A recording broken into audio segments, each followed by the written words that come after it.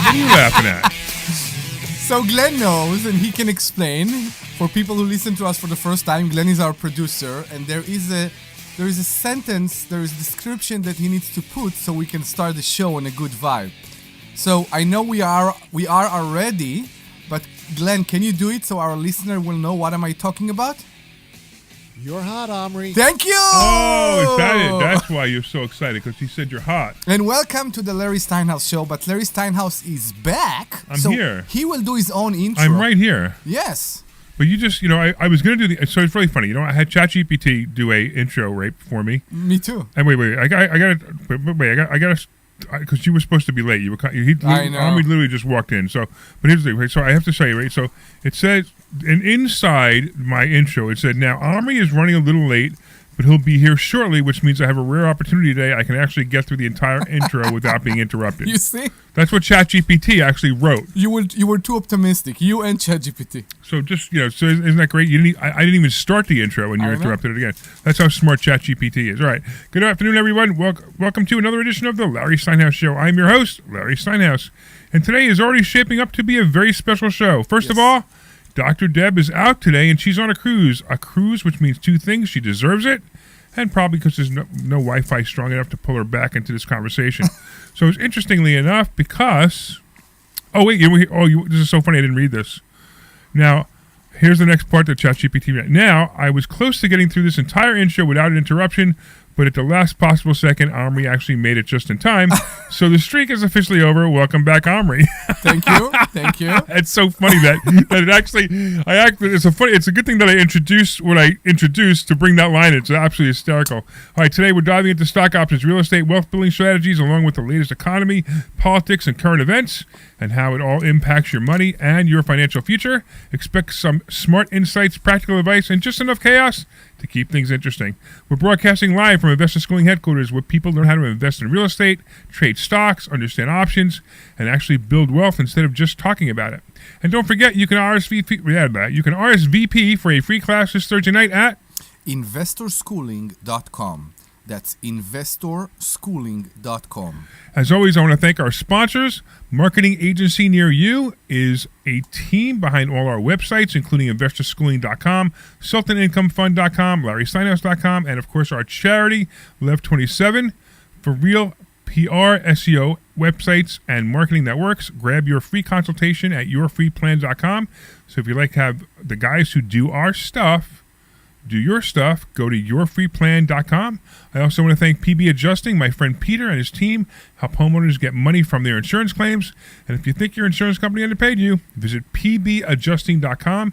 That's pbadjusting.com. And of course, the Sultan Income Fund. Invest with the Sultan, collect like a king. It's for accredited investors only. And we used to say that it gave a return of 36 to 48% a year, but our attorney says we can't say that anymore. So we only say that our attorney says that the returns are so good, so good that our attorney says we can't tell you what they are. Exactly. And of course, there's the Joe Keller team at Cross Country Mortgage, which you guys, you had an entire episode with him last week. Wow. Yes. We'll talk about that in a minute. So he's at Cross Country Mortgage. The only people I trust me to get a mortgage, especially for high-end and complex deals for over $2 million. Call Joe Keller directly at 215-817-9084. That's 215-817-9084. And remember, this is a call-in show. You can call us about anything financial, real estate, investing, stock options, mortgages, interest rates, good ideas, bad ideas, whatever you just want. to keep Omri honest. Yeah. Hey, the number is 855-939-1137. That's 855-939-1137. 855. Go ahead. Sorry. What? Go ahead. You see, now somebody interrupt me. That's 855-939-1137. And if you are one of our valued listeners, you know that when you call and bring your question, it's always more fun. It's more fun. So please give us a call. We'll be very happy to help you. I get to show off how smart I am. I will do the best to make sure Larry won't insult you. 855-939-1137. All right, so Dr. Deb is still on the cruise, right? So I was actually on that cruise. So what happened was... You jumped off the cruise. I jumped off the cruise and I swam home, exactly. Yeah, exactly that. Almost. It's almost true. So we were very concerned about the weather that's coming. We haven't spoke since you came back? Because you came so late last night. I came 2 o'clock in the morning. This morning, 2 o'clock in the morning. Yeah, when I talked to you yesterday, you were in some airport in Mexico. I was in an airport in Mexico, right? Because that's exactly right. What I did was I got off the cruise. I asked the captain permission to leave the cruise early. They gave us permission to do that. The real captain or which captain? Because there are two captains. Well, actually, you're right. Captain Lou, who runs the marketing cruise, right? But no, I'm talking about the captain of the ship, right? Okay. So they gave us permission to leave the cruise early. Yeah. Matter of fact, we weren't the only one. It was about a half a dozen people who did the same thing because of the weather that was coming. So, remember, we left out of Los Angeles. So the cruise ship would have taken us back to Los Angeles tomorrow, and we would have had to fly back tomorrow to Philadelphia, right? And we're expecting 12 to 15 inches of snow. Now, I although I was a little concerned that the flight might be delayed, which is a problem too, I was more concerned about the fact that, getting into my house. So, my driveway is pretty long, and I got to be able to make sure my driveway's shoveled. But we found somebody. Yeah, to we did plow. find somebody to do it. Yeah. Right, and he's going to do it anyway. So, the biggest problem I had though was, the dog. So we have a dog. The dog's at the borders, and already my wife freaks out when the dog's at the border for more than a certain amount of time, and it's not good for the dog. So I understand where she's coming from. Sounds very bad. The dog misses us, and the dog is doesn't do well when he's not around us. But that's okay. So we figured we might have to have a delay. So I actually said to Linda, I said, why don't we leave on Tuesday? We'll stay in LA. We'll leave on Tuesday, and that's actually what Dr. Deb is doing. She's going to fly out on Tuesday too, or Monday or Tuesday, if she could. But so then we realized we had one more port, and I'm like, you know what? Why don't we fly home early? Now I'm gonna tell you, if we didn't fly home early, it would have been a nightmare. I would have had a nightmare on my hands if I didn't fly home early. You know what happened? I ran out of propane on Tuesday. Apparently, my house ran out of propane on Tuesday, and I had no idea. So I haven't had heat since Tuesday. No. All the mess with the it's funny how involved I am in your life. The whole thing with the propane got solved before the Christmas party. That's what we thought. So what Omri's referring to is I'm supposed to be on autofill, right? Yeah, so when correct. They have sensor in so the it tank. has a radio transmitter that tells the propane company Come fill it up. to come fill it up, right? Correct. So it didn't happen. For whatever reason, because at 2 o'clock in the morning, I come home, and Linda's like, it's really cold in here. I'm like, oh, yeah, let me just turn the heat up. And I turned the heat up, and I realized that the heat was 42 degrees in the house. I'm like, wait a minute, something's wrong. Something very wrong. Right, so I go downstairs, both heaters are off. I go over to the stove, I turn the stove off, and the stove doesn't light. I'm like, oh no. So at 2 o'clock in the morning, I figured, I'll call the propane company, figure I'm going to leave a message, right? I call the propane company, and someone answers. Yeah. So they have 24-hour emergency service, which I didn't realize they did.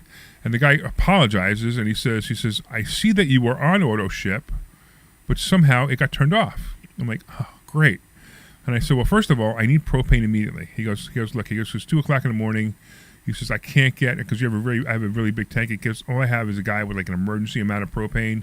And he Whatever says, right? He says, by the time he gets there, you might as well just wait till 8 o'clock in the morning when I can send a truck there with the full amount. I'm like, all right, fine. So I go out and I get all the firewood I can from the backyard because we have a fireplace in the living room, and we bunker down in the living room. So Omri, I am still wearing the same clothes that I was when I called you from the airport. Because what happened was there's no water heater too. I have no water. I have no hot water. I have no exactly. Right. And I'm thinking I don't even smell because I was too cold to sweat. Right. The table is big. Right. I was too cold to sweat. So I had to wear this. I bought this Corona sweatshirt. Good. Right? I bought this Corona sweatshirt at the airport in Mexico, and I'm still wearing it. I wore a jacket to bed last night. That's racist, by the way. What? To buy a Corona in Mexico. I know, right? I know. I should have bought I don't know. What should I have bought? A Bud Light?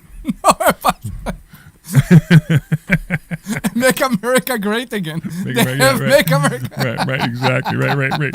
So I'm still wearing the same clothes. I mean, it's wild. It's just so bizarre for this to happen. And this morning, the guy comes at 9 o'clock, which is great. He comes at 9 o'clock. Who's the truck? So the funny part was, I wake up this morning, I'm like, it's 8 o'clock. I'm like, the guy's not here. I'm like, but I figure, between 8 and 10, 8 and 12, it's fine, right? So I call the propane company. I figure I just want to get an ETA, and no one answers. I call 20 times and no one answers, and I'm starting to panic, right? And all of a sudden, I hear beep, beep, beep, beep coming up my driveway. I'm like, yes! And I open the door and sir, there's the guy. He's there. Yes! And the guy actually looked like Santa Claus, so it was a cool. So it started. So that was another thing, right? So he puts the propane in, and then he has to go around the house starting everything. The water heater first because So he did the propane heaters first. I mean the heaters first, the house heaters first. Why? Because they were the easiest. They don't have automatic pilot on them. They have automatic starters on them, but they didn't start right away because they go into protect mode. So when there's no propane or no gas, they go into protect mode. So he started. He was able to start them. It didn't take long, but the water heaters, you're right, they had pilot lights. Correct. So they had to light the pilot lights, and they wouldn't light. And the interesting thing is, what happened was it got a vapor lock in the line. I don't know how, but it got a vapor. He had to undo the line, put the line back on, and it worked. So I got the water heaters going. The only thing I couldn't get, I have a propane fireplace in my bedroom. I still can't get that working, but that's of least importance, right? How much time it took to raise the temperature? Because you have a big house. So how much time Linda it took said for the heater? So that was about 3 hours ago, and Linda said it's just getting cozy. Okay. So it did take a while. Yeah, I believe you. It took a while. I know. You know, we in an hour after the guy left, it was about 5 degrees different. So it went from 42 to about. Yeah, I got you. 47. I don't know, whatever. Okay, so that was my my day, and I'm really glad. Like I said, I'm really glad I. Yeah, that you made the choice to come back. Oh my goodness! If I didn't, it would have been horrible. Yeah. I would have came home to probably a flooded house. I don't know if it's flooded house because I'm more worried because this week that we just passed had the lowest temperatures. During the night. True. During the night on, I think it was Tuesday, we were very close to 0. Yeah. I woke up to the gym in the morning, it was 4. So I tell you something weird. So I have a Nest thermostat. Yeah. So I get a warning on Tuesday, and it says, your house has fallen below protected level. Yeah. It said the house is 7 degrees. Now, I don't believe the house is 7 degrees because I look at it, I'm like, that's impossible. How can the house be 7 degrees? Even if the heat went off, the house can't be 7 degrees. Especially if outside was 10 degrees, right? So I ignored the message thinking it was an error. So your house was at 7 degrees? My house was at 7 degrees, and I should have called you. If I would have known better, if I would have paid attention to it, you could have solved it right away. Yeah. But it was wild. I just ignored it because it didn't make any sense. The message made no sense to me. So if it would have said it's 35 degrees in the house, you know that's I probably wouldn't have ignored it. That's the beauty, and that's why we should always say how good PECs are. I don't know why, and you had a problem with the insurance in your house, if you remember. To get the insurance, to get insurance because of the PEX pipes. Right, exactly. I believe that if you had copper pipes, and you experienced the same thing, you had a much bigger problem. That's the best thing about the PEX pipes. Yeah, you're probably right. But the biggest problem with PEX pipes, though, are the connections. So the connections, when they freeze, don't do so well. It doesn't matter. You have space to expand. Right, we have space to expand. Yeah, and right. that's the thing. Right. And if you do, so some people don't like to use the plastic connections. Right. I believe that the plastic connections in PEX pipes are sometimes better than the metal. So you believe that because I had PEX pipes, I didn't have a flood? You could be right.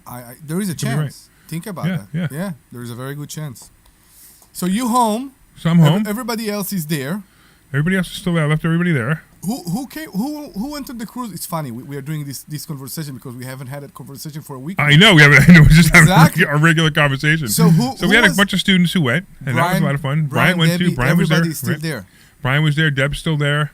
The students still there. Like I said, it was only about half a dozen of us that left. So let me tell you what's going on since you left Pennsylvania. Okay. Everybody believed that the end of the world came. When? For what? And it started tonight. Oh, yeah, I know. And I'm looking forward to it, actually. Me too. I'm looking forward to the snow and being stuck in my house. My house is big. I could do a lot of projects. I just want to make sure we will have electric. Yeah, me too. That's the biggest problem I'm going to have. So I found out last night how unprepared I am for an emergency. Why? Because if my heat goes out in my house, like if my electric goes out of my house, I won't have heat either, right? Because the heaters run by electric. They're propane powered, but the fan and the blower and all the electronics runs by electric, so I would have no heat. So I tell you what I did, what I prepared in my house. Okay, So I will charge the Tesla fully, hopefully tonight. Mm-hmm. And Tesla in what's called camp mode Mm-hmm. can keep delivering the 12 volt. Now I have in the car a 1000 watt inverter Right. that give me 110. You can't plug your refrigerator into a 1,000 watt inverter. Of you know course, that, but I don't need a refrigerator. I can put my groceries outside, right? right? That's a good point. Exactly. What I need, like you said, it's the heat. Now I have natural gas, you have propane. Right. The heater works on 110. Yeah, okay. They don't need 220. It's not like in the Well, office. refrigerators don't need 220 either, but how much? It doesn't take up much, right? No, exactly. It's only the control board Yeah. and the And protection the fan. and the fan. Correct. So I hope that in case I won't have electric, natural But gas. how are you going to plug in your heater into your Tesla? Tesla? An extension cord. Yeah, but you have to it's hardwired. It will be okay. I have the idea how to do everything. I have an idea how to do it too. I just Yeah. be careful because that can be really dangerous. I know, but Especially if you're running a long extension cord from your Tesla. and I brought some wood and all that. I don't think it will be so. I hope. I know people can make fun of me next week. I hope it's not going Well, to I be. make fun of you. I don't want you dead. No, I hope things won't be as bad as everybody predicting. And if you are with us on that, or if you want to tell us, hey, you crazy people, get ready, it's going to be very bad, call us 855-939. By the way, Linda commented. She said it's not cozy yet. It's only 54. Ooh. So it's still she's still cold. Okay. But it was 42 when we A started. house your size that the heater was off, Yeah. it will take hours. Oh, I know. That's what I yeah, figured. you're welcome yeah. to stay with me. Oh yeah, absolutely. That's 855-939-1137. 855-939-1137. So maybe people could tell me how I really should have prepared for a storm like coming, because you know what? I have well water, Mm-hmm. I have propane, and I have electric, and I septic. have septic. I do not have a generator yet. You do? Where's the you didn't bring the one from Ivyland? No, I have a small, I know. small, 3,000 watt? How much is it?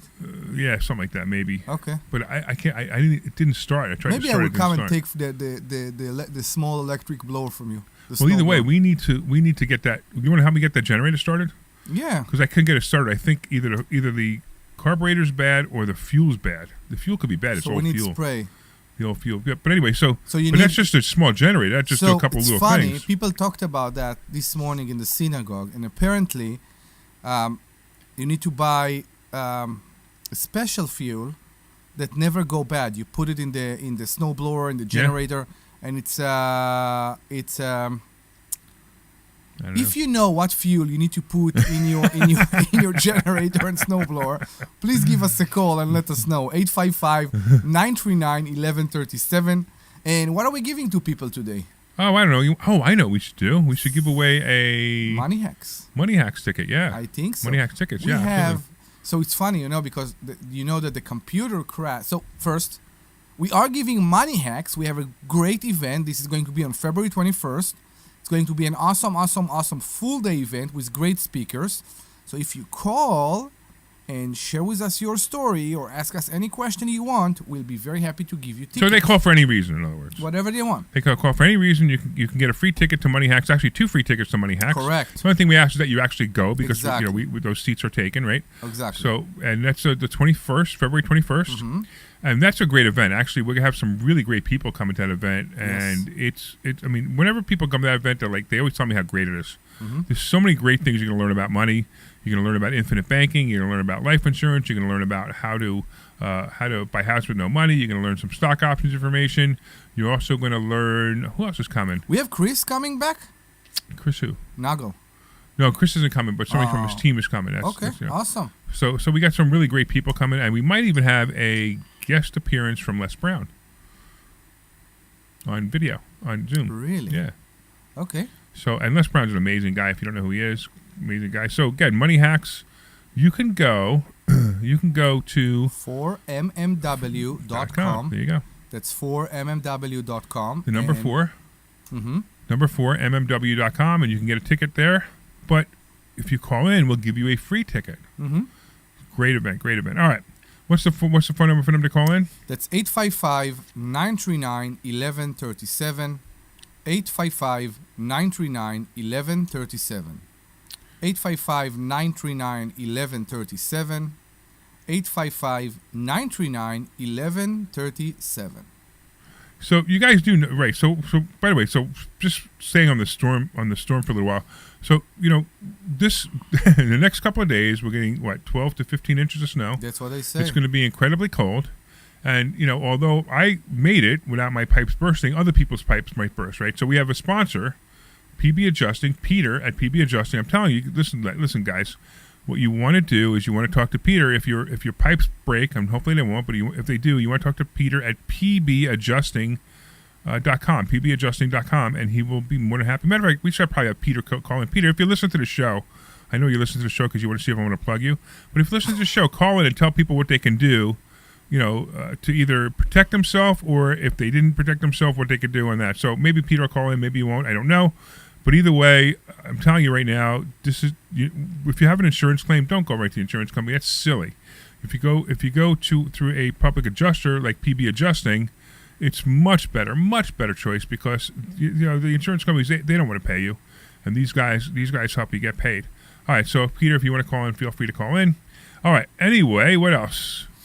I don't know. Many things are happening right now.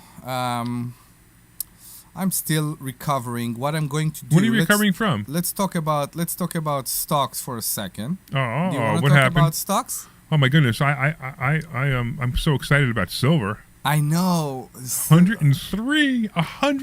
So you said Man. that at 100 you were sure. Right. So I said I was going to sell, and now I just don't know if I feel like selling. I know. Don't. I mean, at 100, amount of silver I have, it's a really nice profit. But I don't know if I want to sell it. It's kind of like a possession of mine. You know what I mean? Yeah. It's like one of those things. Like would you sell your favorite? It defines you. What? It defines you. It does. It So defines you. I actually think I'm going to keep it. It's like Todos will sell all his bitcoins. Because I'm not really worried so much about the price going up or down, right? I know. What I'm really worried, just having it is pretty cool. Just looking at my safe and going, wow, So look at leave that. it. I think leave it. The stocks weren't so good, unfortunately, for me. I made some bad choices. What'd you make? What choices did you make? So I think the worst choice for me was Rivian. Oh, you bought Rivian in 1920? In 19. Why? You heard us talk about that at the when we were trading the stocks for the fund. There are choices. Specifically, there are choices that you make for the fund that are not the same for small. Yeah, but Rivian was an obvious going to go back down to 15, and sure enough, it did. Okay, so here it is. And now we're going to play it again now. What? And now we're going to play it again. I'm going to play it again too. Because Good, I'm buy going more. to open a new account. No, don't open a new account. Buy double what you have. No, this account is going to. I want to put this account on the side for a second. Right. And let it recover. What do you think about this idea? And I would create. This is what I think of the idea. Let me tell you a better idea. Okay. You put the money in the account instead of opening a separate to lower account. the average. And you lower the average, right? I So know, if you pay 20, it's at 15. Now your average is 17.5. You sell the calls at 16.5, and it'd be much better. Much better. We'll see. We could be. I could do that, or I could just hold to Rivian because I truly believe in Rivian. No, Rivian's a great company, and I believe Rivian's going to, be the number 2 electric vehicle. Oh, by the way, it's so funny. I was in Wawa today getting gas because I went to fill my car for this just in case, right? Was everybody charging? No, there was a Rivian that pulled up to the gas pumps. Why? Now, at first I'm like, somebody He must have filled borrowed up his a car. tank. Must have borrowed. He's filling up. Yeah, he's filling up gas. like a He's filling up tank. gas. I guess. But I just thought it was so funny. Yeah. Hey, let's check this out. We got Ron on the line. What's going on, Ron? Yeah, Larry. You want to keep your house warm in the winter? Do I want to keep my house warm in the morning? Yeah. I got the. Lowest up. Wait, say it again. Put a propane fireplace in the lowest part of your house, and you can keep your whole house warm. So what kind of fireplace? Without electricity. A propane fireplace. Yeah, but so that's great. But I don't have. I can't do that tomorrow.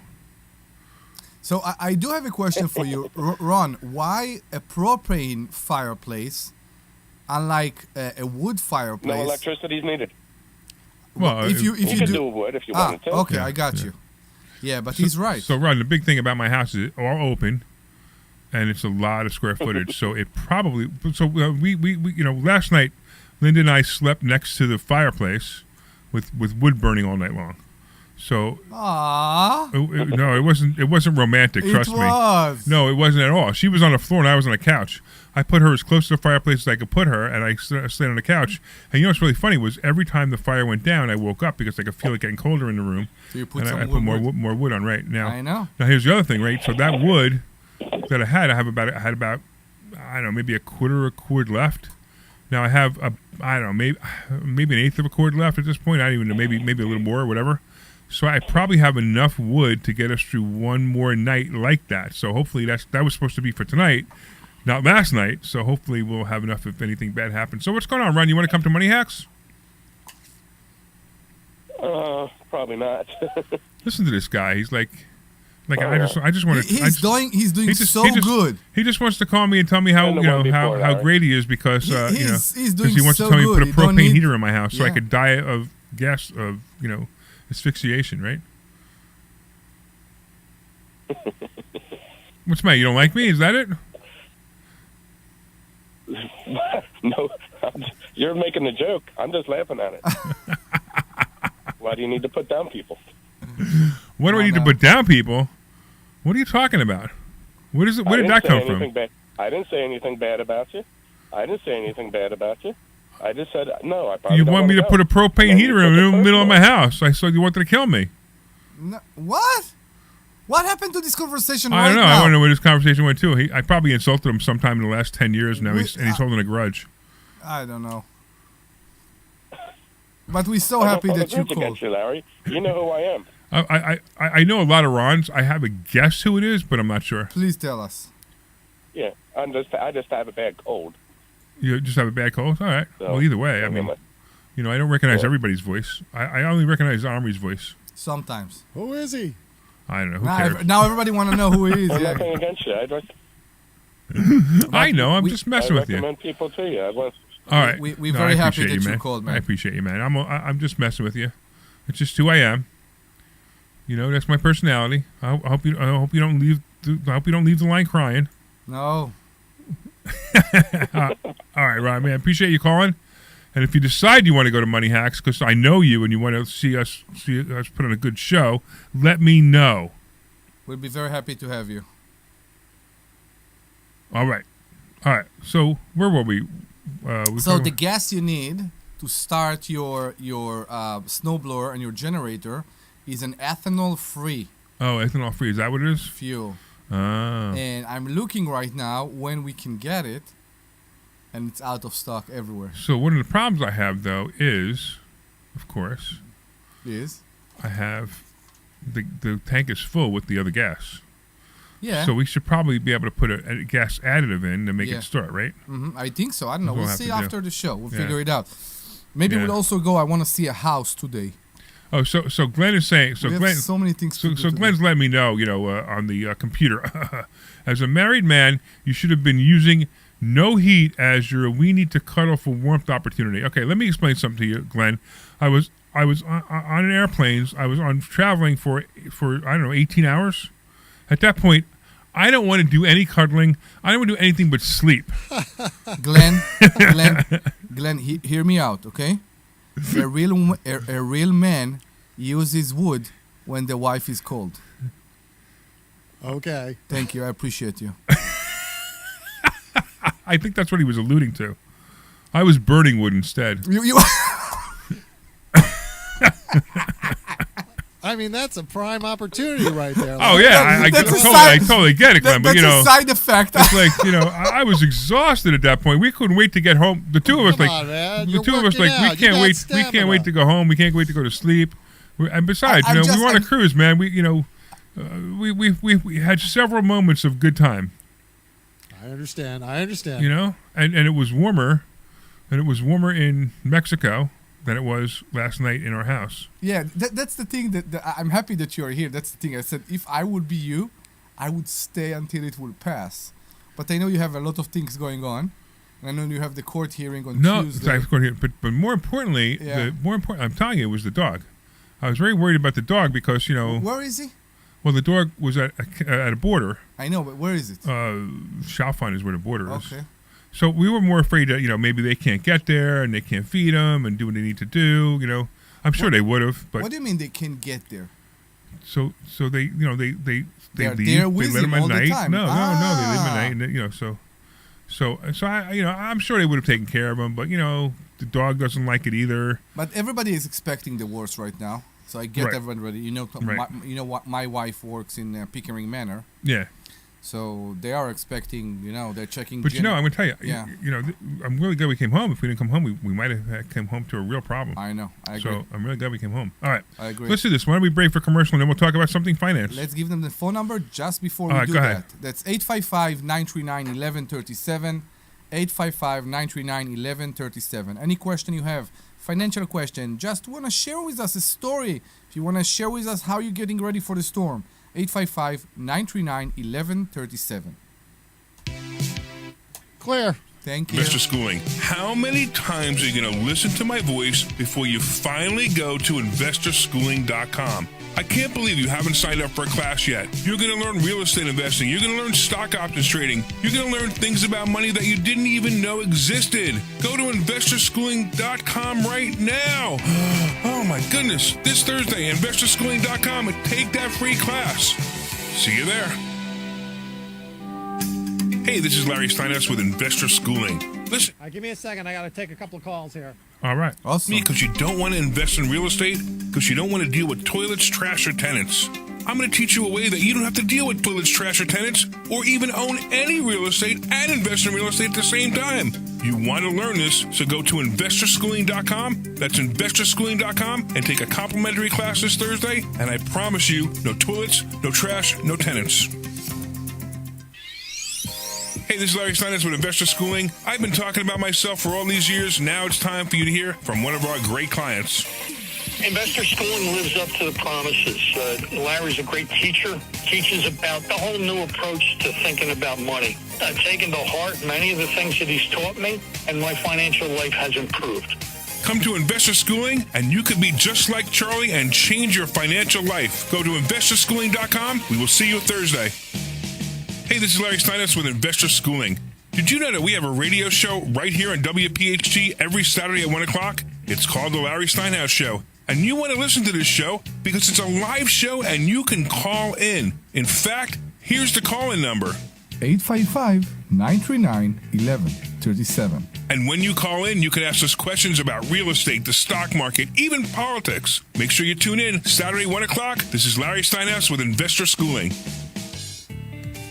This is Larry Steinhouse with Investor Schooling. Did you know that there are so many different ways to prepare for retirement, and annuities are not the answer? Come learn this Thursday by taking a free class on Investor Schooling. Come to Investor Schooling, and you will learn so many different ways that you can make... All right, you about ready to come back? Sure, why not? Expected to. Go to investorschooling.com and sign up for a complimentary class this Thursday. That's investorschooling.com. That's investorschooling.com. All right, we're coming back.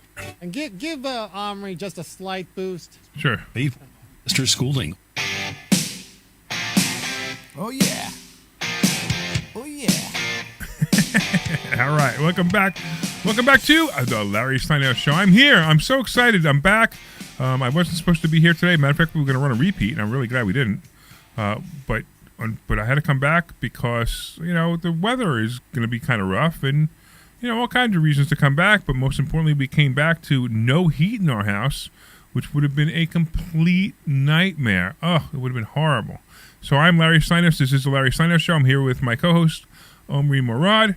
And, of course, Dr. Deb is still on the cruise that I left. I left her there with her husband, and they're hanging out. They miss me, I'm sure. They miss my wife, of course, I'm sure. So we were all hanging out, and we were having a really great time. You know what? We were talking before about, what to do in weather like this. And Peter Bonarenko is one of our sponsors for PB Adjusting, and he's on the line. So what's going on, Peter? Hey guys, miss you, Larry, and glad you got it back. I know you got it.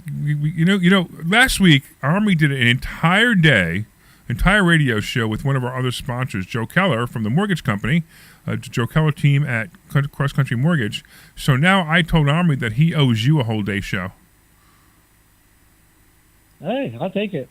All right, but while we got you online, though, talk about some tips. Pre-disaster and then post-disaster. You know what I mean? Like pre-disaster of avoiding the pipes breaking, and then if the pipes do break, what should they do next? Well, first of all, people should take advantage of us actually reviewing the policy before even anything happens, because I noticed a lot of people don't have coverage for water damage. Yeah, I So noticed that we all do of a offer sudden, free policy review. you know, Peter, I'm sorry, I didn't mean to interrupt, but I've noticed that all of a sudden that people are buying policies now that don't have water coverage and they don't even know it. Exactly. That's my point. So that's one of the main things. Second thing you should know is where your main shut-off valve is, just in case something does happen. A lot of people don't even know where the Great shut-off tip, yeah. valve is.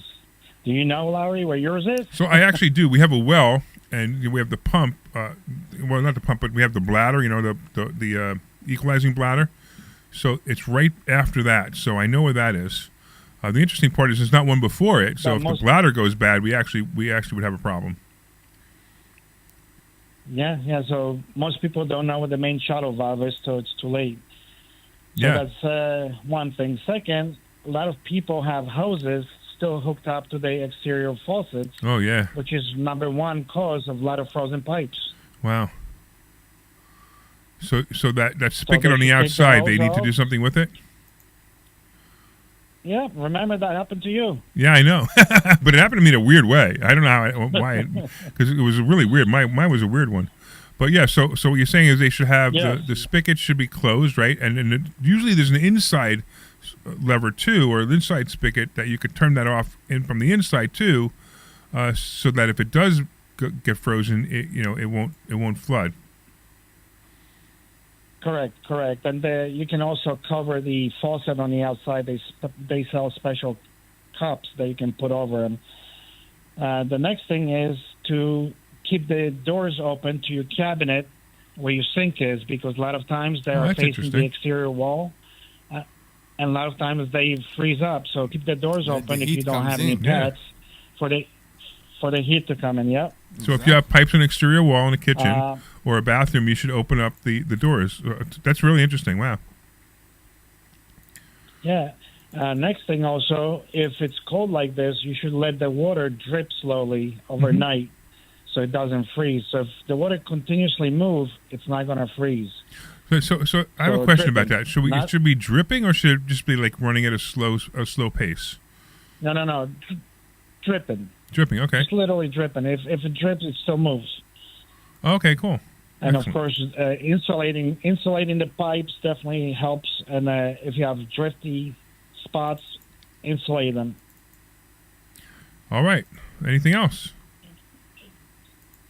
Well, most of guys listening are investors, so if you have rental property, make sure that rental property is at least 55 degrees and above. So maintain heat, because if you don't maintain the heat, you will be denied.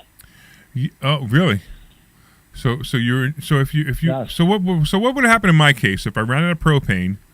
I accidentally ran out of propane. I came home and my house was flooded from a burst pipe. What would the insurance company have said to me? Well, depending on the policy language, they could deny you, because if you did not maintain the heat, it's on you. Right, but in this case, it was purely accidental.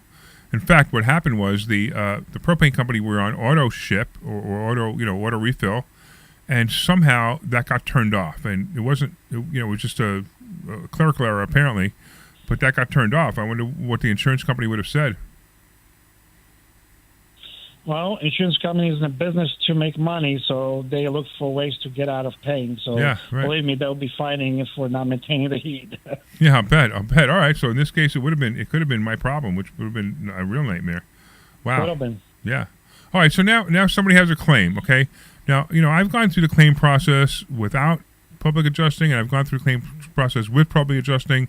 Obviously, you had one of my claims a while back, but I'll also tell you that I way before I knew you, I did it with and without, and I always found that with a public adjuster, it was so much easier. But what should people do when they have a claim? What should they say to the insurance company? What shouldn't they say? What should they do, to preserve to protect themselves? You know what I mean?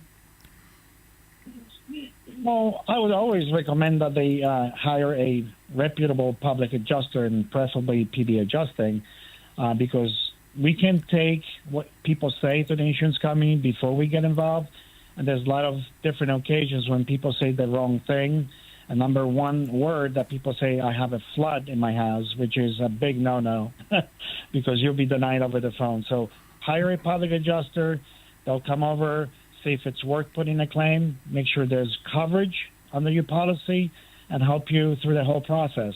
Take the headache away. All right, so somebody has a claim, they give you a call. What is the process? Well, we schedule an appointment. We come out, evaluate the damages, see the policy, see if it's worth putting the claim in. Right, gotcha. Okay, cool. And then, so I'm always curious about this because I'm sure this is a question that comes up a lot, right? So, I don't know what your fees are, but I know it's typically, they're typically for public adjusting anywhere from 20 to 25%. I don't know if that's right or wrong. I'm guessing, to be honest with you. But how is it that somebody could actually feel comfortable with saying, hey, you're going to take 25% of the claim, for doing well-deserved work? But I'm saying, well, how my house is not going to be able to be fixed? How is that? How is it that it always seems to work out better for the people, even if they pay you whatever fee it is that you charge? Well, because you hire an expert, so just like you get in a car accident, you call an attorney, which charges way higher fees than public adjuster do. Yeah, it's true. But we actually will do all the work for you, and then we make sure that you treat it fairly. So most people pay fee for services, and we make sure you get enough money, even after our fee, to put your house back together. Yeah. Of course, there's sometimes that people have high deductibles that we can't control, and they are liable for the deductibles. Right. But majority of the time, we get anywhere from 400 to 1,200% higher returns using public adjuster, especially us, than going without representation. And I think that's the answer. I think the answer is that you do get a lot more money for people. I know when my mother's house in Florida burnt down to the ground. This is one of those occurrences that almost never happens. I mean, literally burnt down to the cement ground, which was the cement, the foundation, cement foundation, and that's it. There was nothing left. And using a public adjuster, she was able to get that claim paid properly. She was able to stay, another house for a year while they rebuilt the house.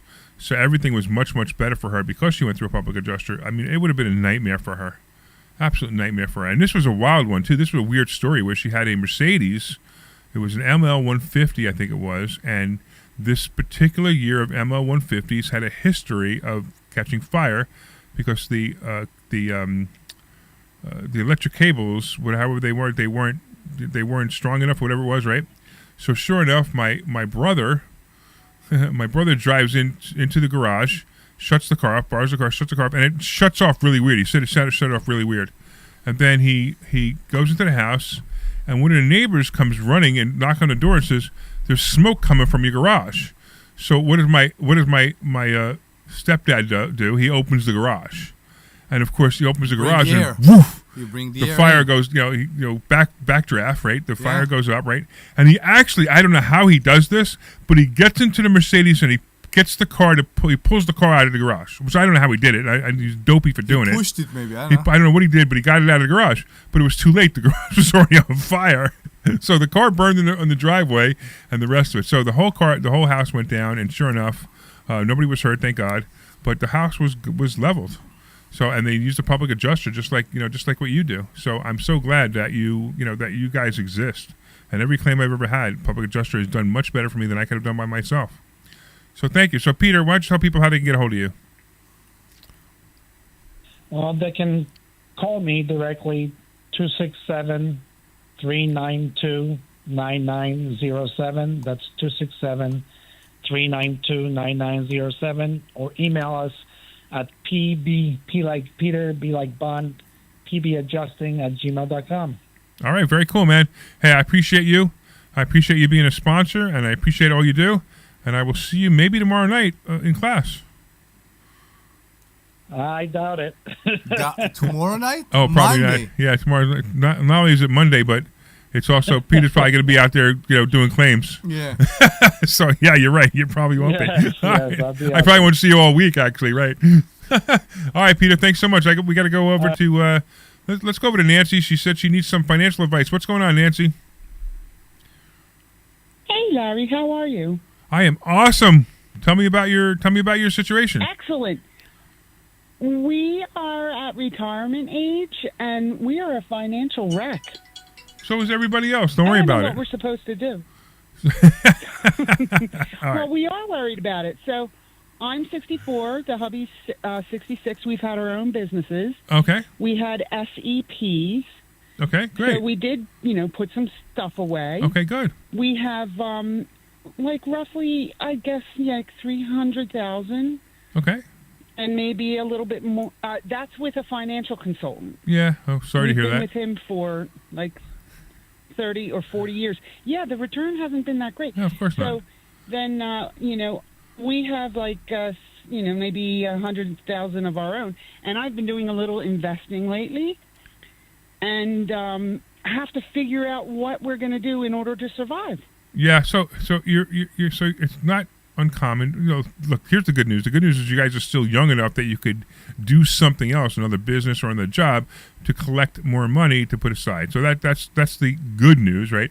But the better news is there's so many solutions. I mean, if you've got a few $100,000, like you're saying, there's so many solutions to make more money on your money, and you need to learn how to do that right away. This is exactly what we do in investor schooling. Our average client is someone like yourself with anywhere from 100,000 to $1 million tucked away, and says, "Hey, this isn't enough for retirement." And it may not be enough for retirement, but we certainly show them how to make more money with it than they can, so they possibly can have a better retirement. You got plenty of time too.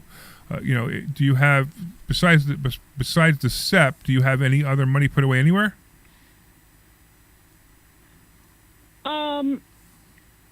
Well, as I said, we have, maybe 100,000. Okay. The liquid that we could access. Okay, good. All right. So at I least mean, the best thing I did in the past. Please. Yeah, no, go ahead. You're the expert. Go. No, you were saying the best thing you did in the past was what? When when everybody trashed Elon Musk and his stock went down to 200 a share. Yeah. I bought a bunch of it. That's and now brilliant. It's back up at 4 something. I wish I put 20 or 30,000 into that. Okay. So you made some money. That's okay. It's funny. I say the same thing about the Trump trade. So listen to this. Everybody listen to this. Anytime Trump trashes something or something he says causes the stock market to go down, buy like crazy that day.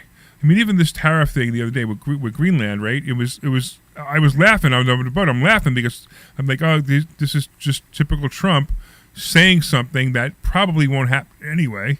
And sure enough, the next day, he reverses it, and the stock market goes roaring back. And those are great plays. So anytime Trump says something, it's a great play. I call it the Trump play. So that's one. So you did that with Tesla, which is fantastic. That's great. So we're going to teach you. We would do is we would teach you how to make more money with your money, and that's really what we do.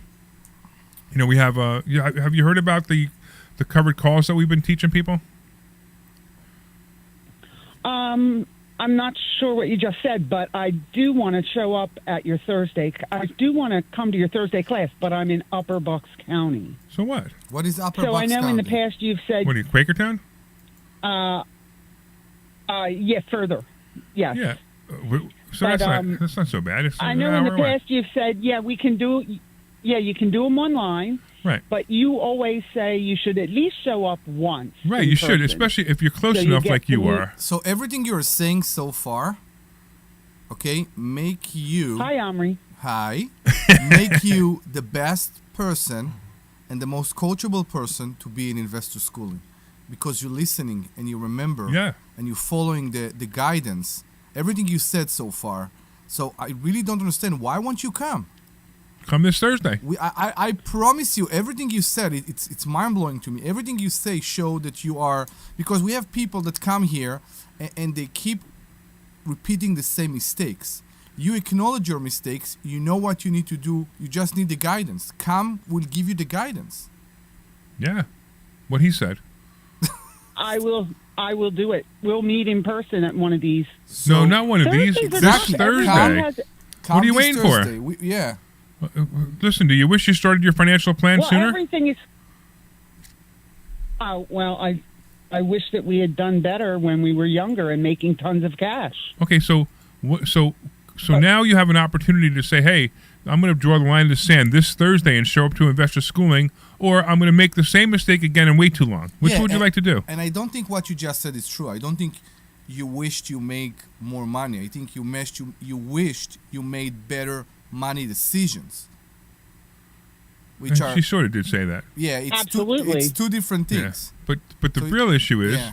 now she's doing it again. So basically, Nancy, you're what the industry is called a procrastinator.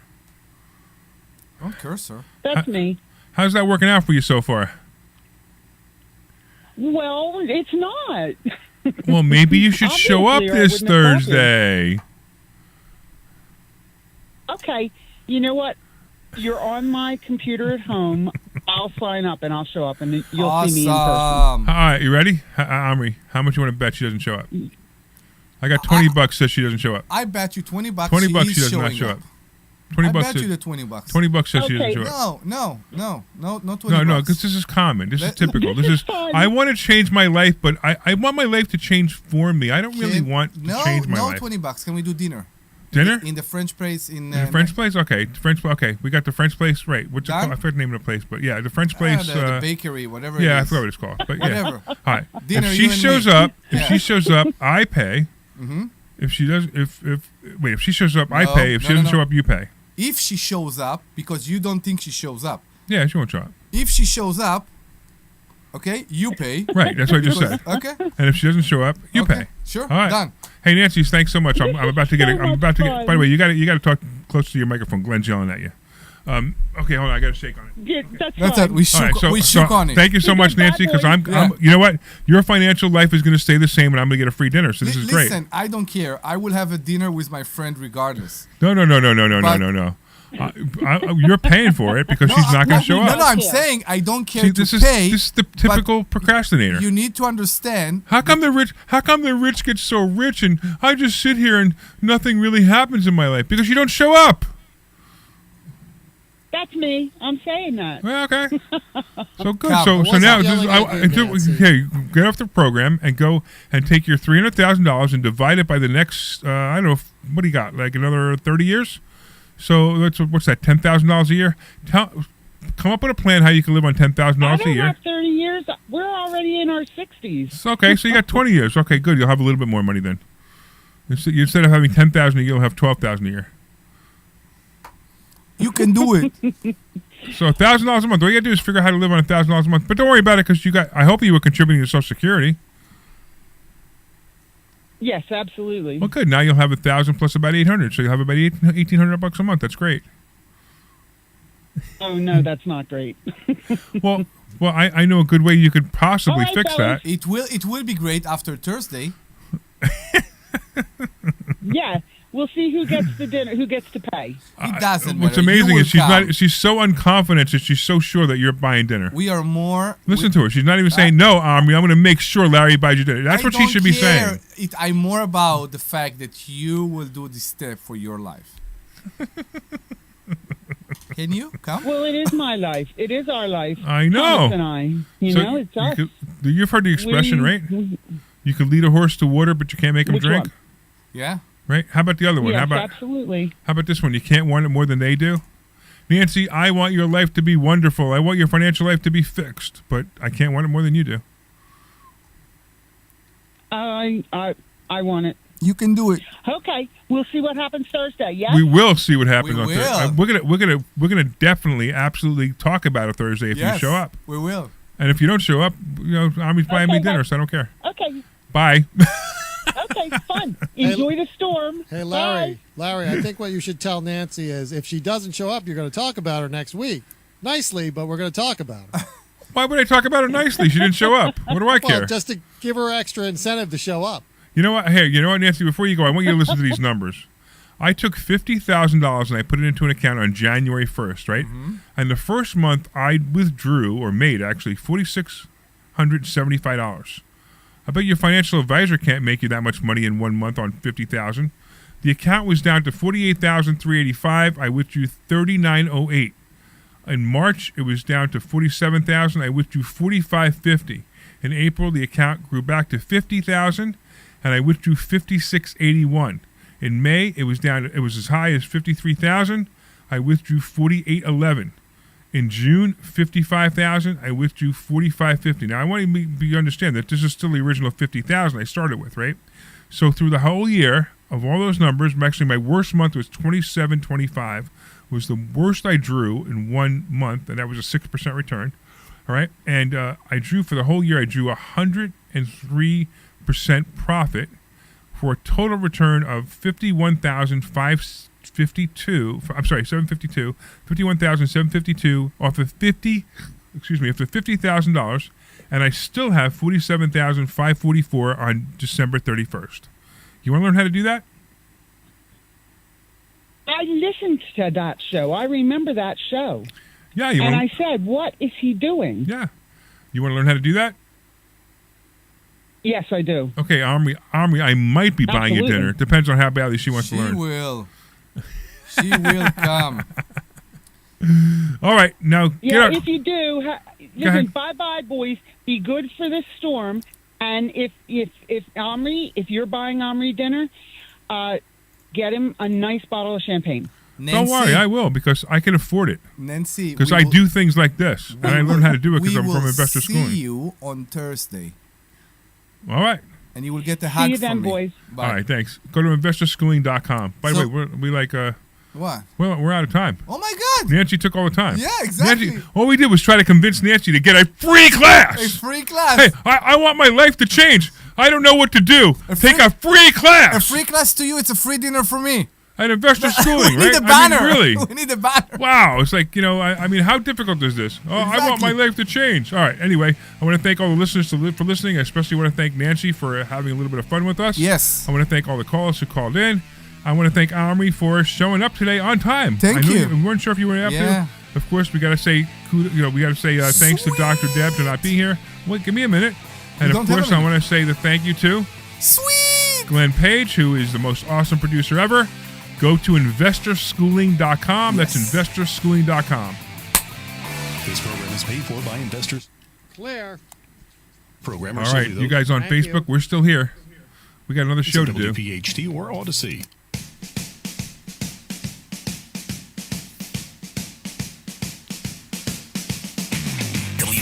If you got, check your phone if we got confirmation for showing. Wait, hold on, I can't do that right now. Powering your drive with 10 brands and 20 locations. Always live on the free Odyssey app. Philabundance is the region's largest hunger relief organization, serving more than 90,000 people each week. Almost a third are children. Help feed those in need at philabundance.org. Listen up, football fans. You won't want to miss this. Right now, new Bet365 customers bet $5 and get $200 in bonus bets, win or lose. So you could turn that $200 into something bigger when you bet on money line, spread, totals, player props. $200 in bonus bets when new customers bet $5. I know where I'm going to bet from now on. Download the app today and see why it's never ordinary at Bet365. Gambling problem? Call 1-800-GAMBLER. Your generator is 220 or 110? TNC Supply. 110. And app only. 110? How many Audion watts? Hearing, our mission is simple: to make better hearing affordable if you're for on everyone. Facebook, just know we have another show coming up. It's the high-quality, same thing. It's 2 hours here, starting at just but we break it into two 1-hour spots. So if you're listening online, hang out. Right out of the box. And here's a study worth hearing. Research shows that wearing hearing aids can reduce your risk of dementia by up to 61%. Yeah, the number's the same. Join over 1 right, million happy customers and hear the difference today by going to audionhearing.com. That's AUDIEN hearing.com. I'm Ed Evans, CEO of Consumer Cellular. You know the big wireless companies say they have discounts for people over 55. But unless you're willing to sit on hold and ask, you're probably paying more than you should. At Consumer Cellular, there's nothing to hunt down. We're built for people 50 plus with plans starting at just $20. And our 100% US-based customer service actually answers the phone. Call 1-888-FREEDOM or visit consumercellular.com. So, Omri, it's okay if you lean back. Just be a little cognizant of how far you're leaning back. If you want to lean back, just bring the microphone with starting you. at 7 p.m. for the Bob Pantano Saturday Night Dance Party. Yeah. Deptford, the Bob Pantano. All right, here we go. You're just running it for Exclusively on 98.1 HD2 and Bob Pantano Dance Party Radio on the Odyssey app. Driven by Echelon Ford. Echelon. This program is paid for by Investor Schooling. All opinions or statements expressed on the program are solely those of Investor Schooling or their guests and do not reflect the opinions of WPHT or Odyssey. WPHT, WPHT-HD, WOGL HD3 Philadelphia. From the Piazza Premium Automobile Studios, powering your drive with 10 brands and 20 locations. Always live on the free. You are hot. Larry Steinhouse Show. All right. By the way, during the intro, I was doing the Trump dance. I don't know if you saw that. The Trump dance. All right. Anyway, good afternoon, everyone. Welcome to another edition of the Larry Steinhouse Show. I'm your host, Larry Steinhouse, and today is already shaping up to be a special show. First things first, Dr. Deb is out today. She's on a cruise. Yep, a cruise, which means that she deserves it, of course, and it probably means that this Wi-Fi is not strong enough for her to call in. Anyway, where was I? Anyway, whatever. That's fine. All right, today we're diving into stock options, real estate, wealth building strategies, along with the latest economy. Are you Do you good? believe I actually read the word economy as economy? Yeah, what's going on with you? I think I'm hanging around you too long. Yeah, it could be. All right, politics and current events and how it all impacts your money and your financial future. Expect smart insights, practical advice, and just enough chaos to keep things interesting. Of course, we're broadcasting live from Investor Schooling headquarters with people who learn how to invest in real estate, trade stocks, understand options, and actually build wealth instead of just talking about it. And don't forget, you can RSVP for a free class this Thursday at investorschooling.com. That's investorschooling.com. So, we actually transmit right from the studio, from where we are. Underneath the classroom. Right underneath the classroom. We have a studio that we built just for this. So if you ever want to tour the studio, let us know. It's a bit of a mess right now because we're actually renovating the whole building, and we're renovating next door. The offices are almost done. We actually bought the building next door so we could expand our offices because our offices were intruding on the classroom. Because we had so many people in here right now, so we had to move that. So we've got a new office, and that's almost done. I'm actually excited about that, Omri. We're growing. Have you been next door and see it yet? I don't acknowledge next door because I'm not going to be there. Oh, that's right. We kept Omri on this side, and we moved all the offices over there because he's so loud. Correct. All right. So we're going to continue with the show in a couple of seconds, but I also want to thank our sponsors. Yes. Marketing agency near you, which is the team behind all our websites. So if you want a website that looks as good as our websites, such as investorschooling.com, SultanIncomeFund.com, LarrySteinhouse.com, and of course our charity Live27, you could actually go to yourfreeplan.com. That's yourfreeplan.com. And Dan, our website guy, the guy we hired, the company, marketing agency near you, will actually create something for you. So go to yourfreeplan.com and he will create something for you. I think it's a great thing to do. Of course, PB Adjusting, my friend Peter and his team help homeowners get more money from insurance claims. If you think your insurance company underpaid you, make sure you visit pbadjusting.com. I'm also going to tell you that we have a big storm coming tomorrow. And I'm telling you right now, if something happens, whatever it is, roof damage or your tree falls on your thing or you have a water leak because the pipes froze, whatever, I would go to pbadjusting.com. That's pbadjusting.com and have Peter take care of that, take care of the claim for you because he knows what he's doing. Of course, there's the Sultan Income Fund. Invest with the Sultan, collect like a king. It's for accredited investors only. And we used to say that it gave a return of 3 to 4% per month. Don't say that. But the attorney says we can't say that anymore. So we only say now that the returns are so high that our attorney says we can't tell you what they are. There's also Joe Keller at Cross Country Mortgage. And these guys are the only people I trust to get me a mortgage, especially for high-end complex deals over $2 million. Call Joe Keller directly at 215-817-9084. That's 215-810. I'm sorry. Let's do this one more time. 215-817-9084. 215-817-9084. You won't regret it. What? I'm saying you won't regret it. He is very aware and with so much knowledge about all the mortgage industry. Yeah, you interviewed him last week. That was pretty good. So tell me about how that interview went. It went very good. I'm surprised. Sometimes some people, because of the age, they think they are wiser. He's actually wiser. Oh, good. Because he's so experienced, because in this field so long. He educated me with so many things during... Oh, that's awesome. I know. I was surprised. I was very, very, very surprised. That's great. So I didn't listen to the show. I know I was away last week, and you did it with... And Debbie and I were both on the cruise. So you had interviewed Joe Keller because you needed... It's always more fun when there's somebody else in the audience, right? He presented a method of basically closing your mortgage faster by converting it to a line of credit. To a HELOC. Correct. Yeah. So it's called a first position HELOC. It's first position HELOC. Right, which is a great idea. But I didn't know that you can do the first position HELOC in case you have a mortgage. No, you just have to pay the mortgage off. But you can pay the mortgage out of the HELOC. That's right, exactly. Did you know that? Yeah, I do. I didn't know that. It's called a first position HELOC. It's crazy. It's crazy that you can use the HELOC. No, it is a great idea, though, right? That you just got to close the mortgage. That's correct. And just start to pay the HELOC. Right, yeah. That's awesome. Yeah, as a matter of fact, if you don't get the full amount, still do it anyway, and use There's the a second HELOC. position, And there's a whole, that's actually called velocity banking.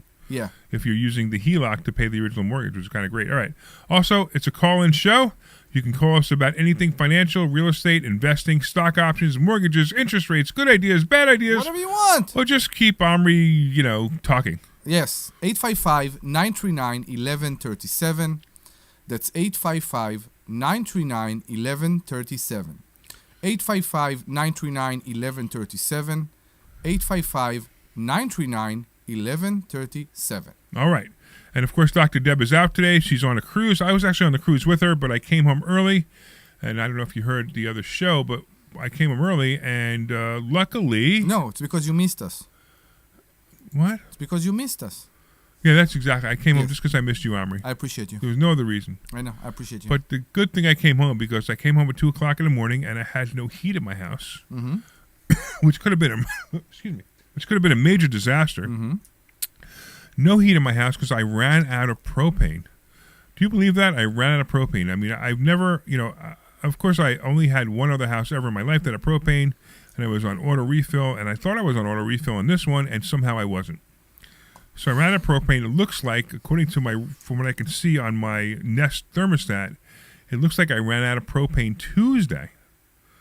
Now here's something that I don't know if I said it before, but my Nest, I get notifications, a notification, yeah, and it said my house was -7 degrees, or it was down to 7 degrees. 7 degrees. And I ignored it because I didn't think that was possible. Yeah. Now I still don't know if it was 7 degrees or not, but I should have paid attention. So on Tuesday, as I told you the last hour, we had a huge cold wave. I was in Norristown actually at night, on Tuesday night, because I had a steam boiler that stopped working that I hate that. That night. I hate it when the tenants do that. That's rough. And it was. What happens to a tenant? I was there with the plumber, and we fixed it. We had to put a universal board because we couldn't get the board on time. Wow. So we bought another board, another control board. And it worked. That the universal board, and it's working right now. That's great. Fantastic. I know. All right. So that's what we're dealing with as landlord. But I can tell you that if I compare it to the numbers that we're doing right now in stock options and all that, right, I am not regretting any real estate decision I made. The only regret I have regarding real estate is things that I sold. Never things that I bought. Right. Never. You always regret the ones you sold or the ones you didn't buy. Yeah. Right? You ever notice? Now, move the mic. Okay, I was going to say move the mic closer to you because you just repositioned yourself. Yeah. There you go.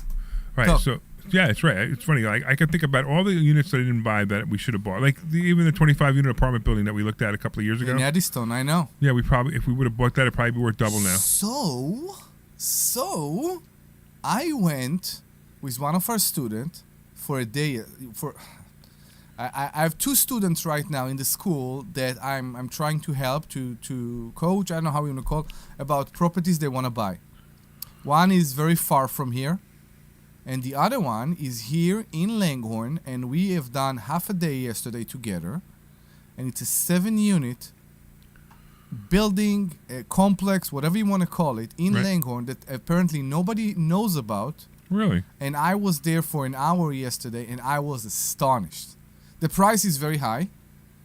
I found out that the price is very high. Okay. But it seems a place that somebody took very, very good care of. All right. And it was amazing. It was just amazing. I hope she's listening to us, our student. And if she wants, she can call. But I left there, and I think it's a very, very good decision. We have a guide. And I'm saying a guide because we call it the 1% rule, but the 1% rule is actually a guide.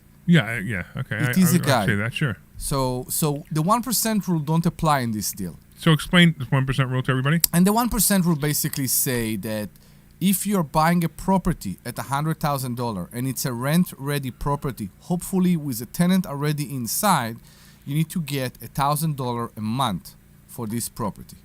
Now, there are other variables in this equation, some of them regarding to fixed expenses, how much you pay for insurance, how much you pay for taxes, how much you pay for maintenance, how much you pay for utilities, for the common or even for the units in case this is applicable. So it's only a guide that we are using. This is by the way what Larry is talking about, the 25 unit, or I think more, 27 maybe, apartment complex that we end up not buying. We end up not buying it because of the fixed expenses that were very, very high. In this case, the landlord paid everything. That's including the heat, the water for the building, and the taxes were very high, and the maintenance, you can say, or the monthly fixed expenses for this property were very, very high. I am adding to the 1% rule a rule on my own, and that is that I need to cover all fixed expenses in a property in 2 months of rent income. So if I have $1,000 a month, $2,000 should be enough for me to cover all my fixed expenses. Now, I've heard you say that before, and it comes out to almost the same thing. It doesn't, because it depends where you are. In this area where we are at right now, it will never work. And the problem with that is that you need, let's say, 3 months to cover all your fixed expenses. When it reached and we're talking about fixed expenses before mortgage. Before mortgage. Right. Before mortgage. Because it makes a big difference. Of course. Right. Of course. And then it doesn't make sense. Right. And we need to remember now that the interest is coming down a bit, and we see that the mortgage payment, the monthly payment are coming down a bit. People are very intrigued to do those deals, and I don't think it's very smart. Because what will you do? You always need to think about what will you do if tomorrow the interest go back up. Will you be underwater? There's that, and there's also there's so many things you think about when you buy a property, whether it's a good deal or not. So, like, I'll give you a great example. So somebody I know bought a mobile home park, not us, obviously. Somebody else bought a mobile home park, and they paid $600,000 for the mobile home park, and the rents that were coming in were like $13,000. That's awesome. Incredible numbers, right? Very, very similar to us. They wanted me. But hold on. They wanted me to invest with them and give them half the $600,000, $300,000, and we would own the park together. As a lender or owner? Both Okay. own the build, the units and the property. Now it was only 7 units, okay. But when I did the math, I said, first of all, I looked at the property. I looked at the property values around it, and all the property values around this mobile home park, which is probably about double the typical lot size of another property. All the properties around it were between $100,000 and $150,000. That's what they were selling for. What are they like? They were homes, single-family homes. Single family, right. Okay. So right away we're in a lower income area, obviously. Mm-hmm. Now he's getting incredible rents that I don't know if he could have maintained them or not maintained them. I don't know. So I actually said, I'm a little concerned about this because if they ever change the ordinance and say, hey, you can't make this a mobile home park anymore, you're not going to sell this thing for anything more than maybe $200,000. I said another one is every single trailer needed to be redone. It was just in terrible shape. No. But there were still rentals there. Something doesn't make sense. You say $13,000 for 7 units. How they get such rent if they need? Because he got some crazy rents, and I said the same thing. I said I don't think you're going to be able to maintain those rents, especially if they're not renovated. That's exactly what that's exactly what I said. She's not going to be able to maintain those rents. Now it turned out that one of them was paying that, not all of them, and the lowest one was paying $1,000. But this is the numbers he came to me with. And then I looked at it and I said, okay, now the other thing that concerns me about this is, the fact that if rents go down, of course you got that. So I looked at the whole thing and I actually said no. Now I'm going to tell you, there was something I didn't look at. Now you know what happened during the hurricane? It washed the place out. Where was it? It was in Florida also. Where? Tampa? I forgot what the name of the town. But it washed the place out. Was too close. He ended up selling it for $250. They lost their shirts on it. Yeah. And I just had a bad feeling about this one, and I stayed away from it because I didn't like the numbers. I didn't like the outs.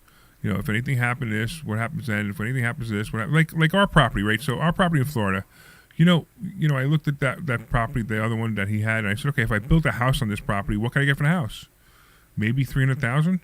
If we built houses, we could build probably 6 to 8 houses on that property, right? I think even more. And we could build $1 million houses on that property. No doubt. So if we built $6 to $8 million houses that cost us, I don't know, even $400,000 to even $500,000 to build, we'd clean up. So I believe in our property. If you do $1 million properties, you won't be able to do 8. Okay, even if you did 6. If you go exactly, if you do 6, or if you do, it needs to be bigger. It needs to be more exclusive. It needs to be more unique. Yeah, I got you. With bigger lots and all that. Yeah. We have our neighbors that built only 2 houses. That's right. But they ignored, I want to say 80% of the lot. Right. 80% of the lot. And you look at that, and they build beautiful houses on the water, very much on the water, and the houses are on stilts, so they won't have to be worried every time there will be a flood. Right. Well, the houses have to be built on stilts now. They won't let you build a house that's not on stilts. Now, when we say stilts, by the way, they're built on stilts, but what they do is they take the stilts and they encase the stilts with cement and create and garages block, or storage and block, and then you can make garages under them. So this basically is a garage underneath the building, and then what they tell then they have what's called knockout blocks. So when the water comes through, the blocks knocked out, the water goes right through the garage, comes right out the other side, and doesn't stay in the house, so it doesn't flood the house. And then all you have to do at the end of the flood, is you have to clean it up with a power washer, and that's all you need, and it's fine as long as you didn't leave your car in there. But if you left your car in there, that's your own fault. True. So that's what we can do. That's why our park is so great. I mean, it does incredible rents. We'll talk about the park if you want, maybe after the show. That good, huh? There are moments, but there's no doubt. This is a stressful piece of real estate that we bought because there's a lot of little issues with it that we didn't know, but it's nothing terrible. No. And we have the money, and we have the money. We paid the right number. We could sell it for more than we bought it for. So I'm not worried about it. I mean, I also think it's a great long-term investment. I agree. Now, the other one that we have, too, is the one in Richland Town. That this is a building that we bought. It's a 20,000 square foot feed mill. If you live in Richland Town, you know exactly which one I'm talking about. It's a $20,000 square foot feed mill that we have not had the time to even go there and talk about renovating, which, we put it up for sale just to see if somebody would buy it. Right now, nobody's buying it. It might be time for us to sit down and say, okay, let's make our decision on this and start doing something with it. I'd like to, get real architect plans. The architect we hired was terrible. We get real architect plans, and we start to make decisions on what to do with it. Because I really think we need to. And I know you want to make it into a storage units.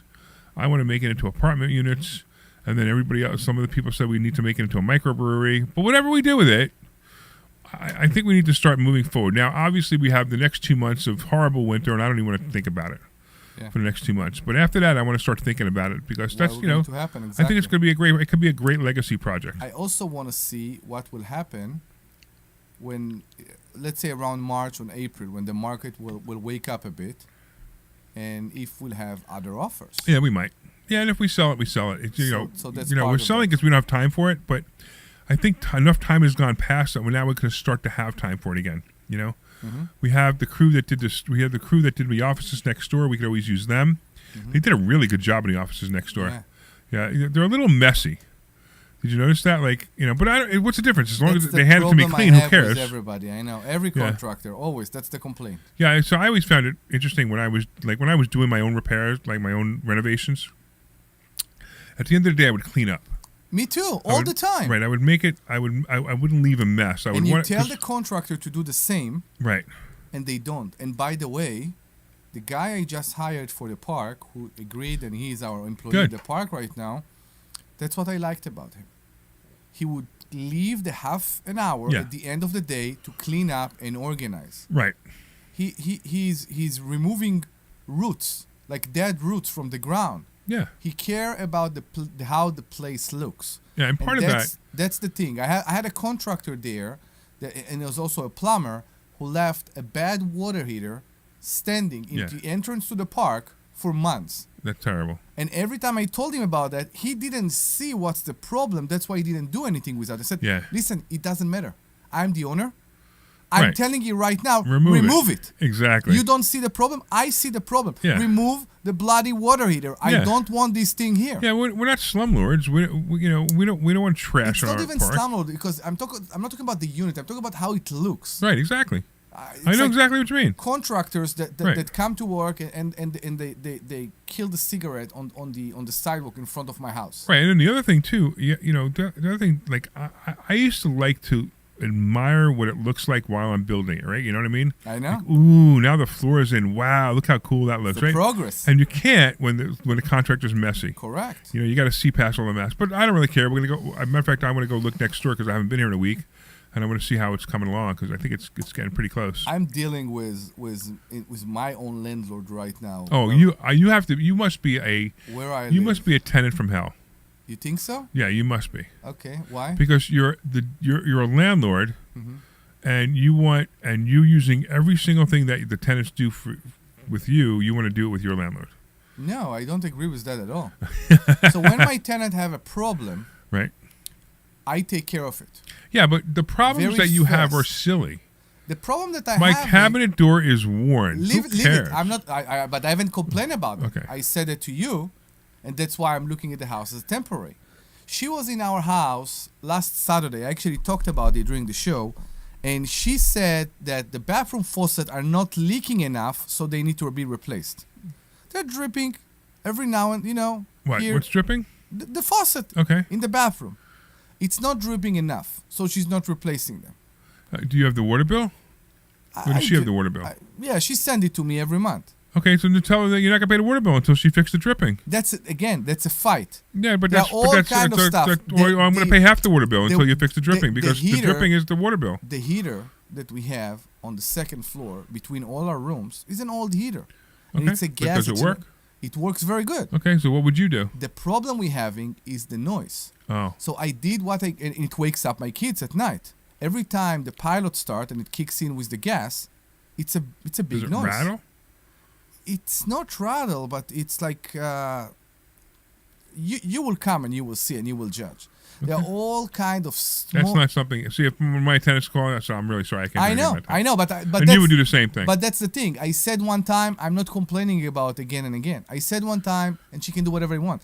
Dripping faucets, for dripping example... faucets need to be fixed. First of all, that doesn't make any sense. I have a dryer... Just don't pay the water bill. I have a dryer that, the dryer drum has glides around it. Yes. Those glides wear over time. Right. They're made of Teflon. Yeah, right. In my dryer, those glides are very worn.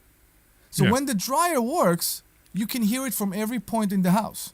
So I closed the door and all that, but I told her, and she don't want to fix it. So you know what I do? So, I told you about this when I do it washers and dryers, right? I do, but listen, to me, the dryer is in the lease. That's it. You don't put your dryers in the lease. You give them in the dryer, and you said, 3 months, it's okay with me, but after 3 months... 1 month. 1 month. After 1 month, right. So it's on you. The washer and dryer's here, and I said you can use it, and I'll guarantee it works for a month. After that, it's on you. What your lease say?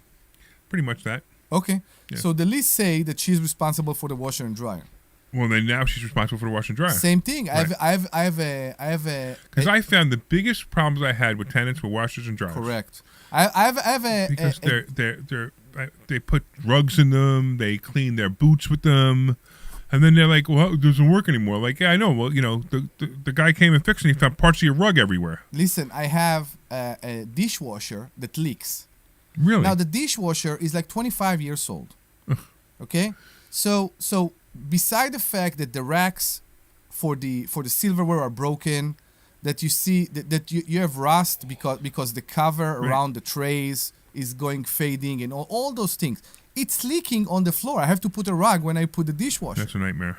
All those things. Yeah, that needs to be replaced. And you know what? You warned me about that because of my landlord. Right. I'm not sure if it's okay to say that on the radio. It's not. I think Don't say it. I think I said that last week when you weren't here. So it's for me to blame.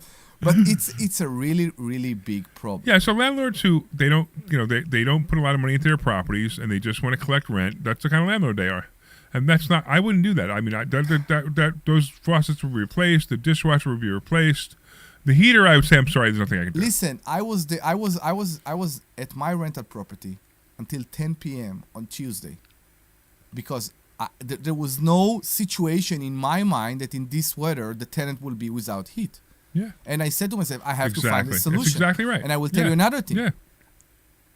On Monday, I was there and I made sure she have space heaters. Yeah, thank you. So that's part of all. Right. We are in a business of taking care of human beings. That's correct.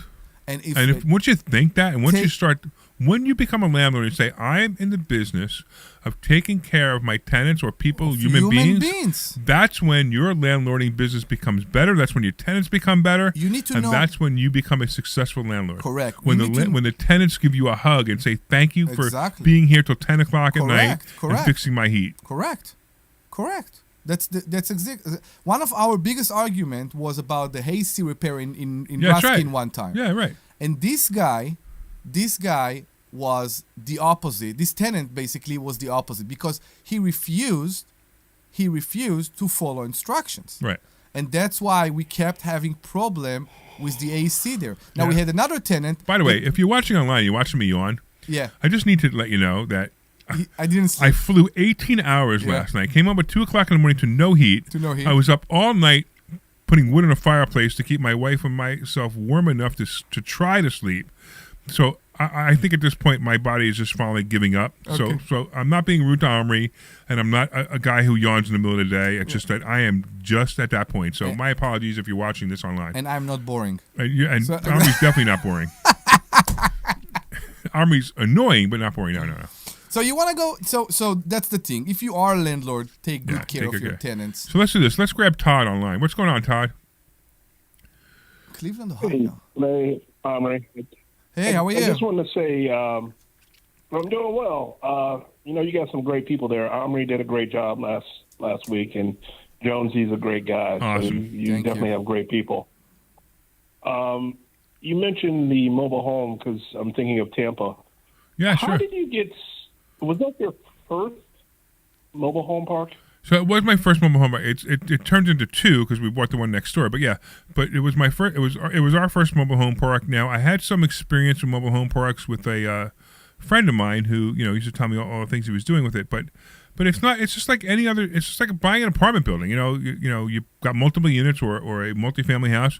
You got multiple units. Only this time they're in separate places and not sharing the same roof, right?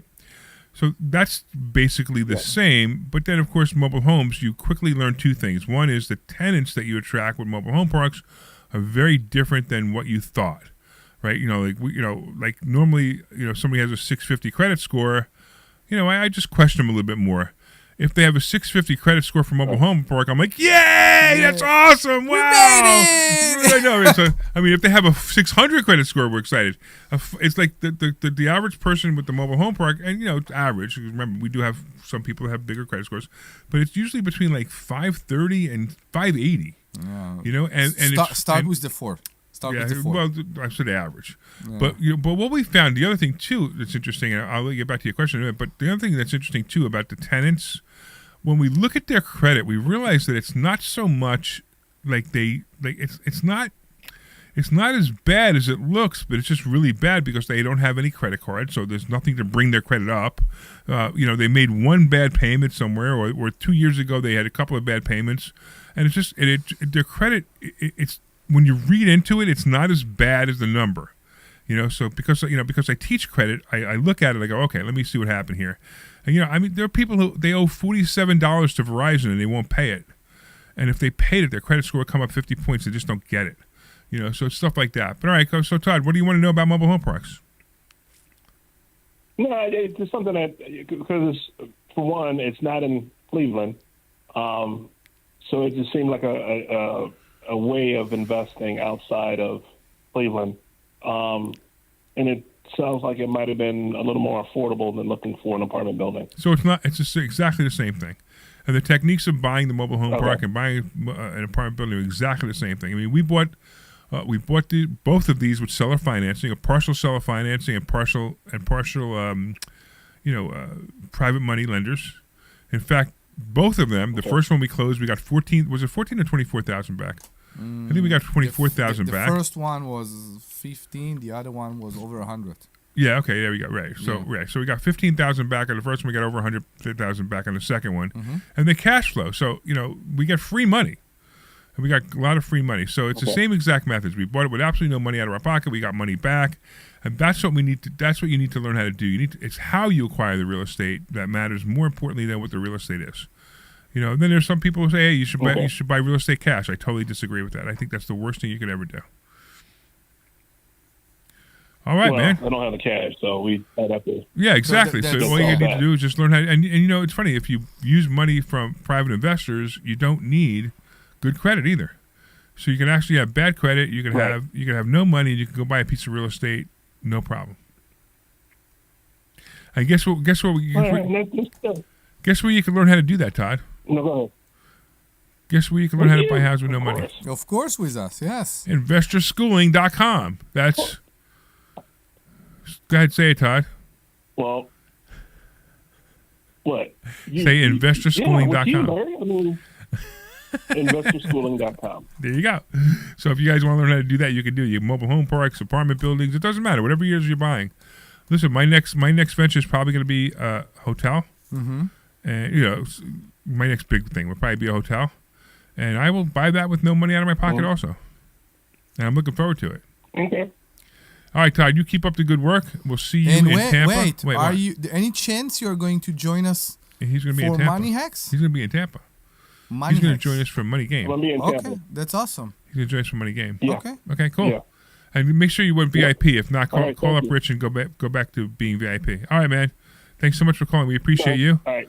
Hey, Glenn, why don't you take us to a commercial so maybe I could yawn out some of this tiredness? Yes. This is Larry Steinhouse. You're clear. Thank you.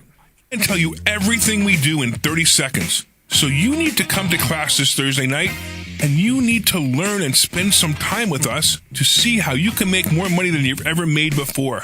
That's right. We'll teach you ways that you've never even heard of to make money. So go to InvestorSchooling.com and sign up for this Thursday night's class. Take your complimentary class this Thursday. That's InvestorSchooling.com. We'll see you there.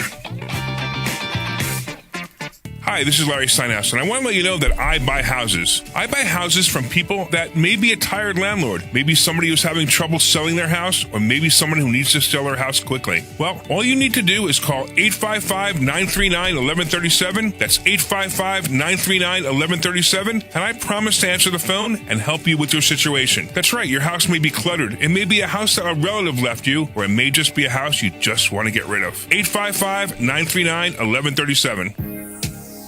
Hi, this is Larry Steinhouse, and I want to tell you about a charity we formed called Lev 27. Lev 27 is a charity that helps people stay in their homes. Look, sometimes life happens. Many people live paycheck to paycheck, and if suddenly something happens and they can't afford to pay their rent, we will step in and help them. We'll even cover any legal fees to keep them in their home. Go to lev27.org, that's lev27.org, to find out how you can help or make a donation. Thank you. Hey, this is Larry Steinhouse. Do you want to become a public adjuster and take control of your career? My friend Peter Bodarenko, he runs Public Adjusting Academy, and he's hosting a complimentary class to show you exactly how to get started. Learn the ins and outs of the industry, gain valuable skills, and start your journey toward a rewarding career, helping people get the claims they deserve. Sign up today at adjustingacademy.com or call 267-392-9907 to reserve your spot. That's adjustingacademy.com. All right, we will be back in 30 seconds. All right. 9907. Don't miss this opportunity. Are we having fun? Uh-huh. Attention, the business person chooses. Dan Jones and his team at marketing agency near you make it happen. PR coverage, media. Our hard out will be 5930 again. Yeah. They also handle our. I know Omri likes hearing the words hard out too. I love when it's hard in. My entire profession is laden with sexual innuendo. And plan now at. I can't say anything. That's yourfreeplan.com. All right, here we go.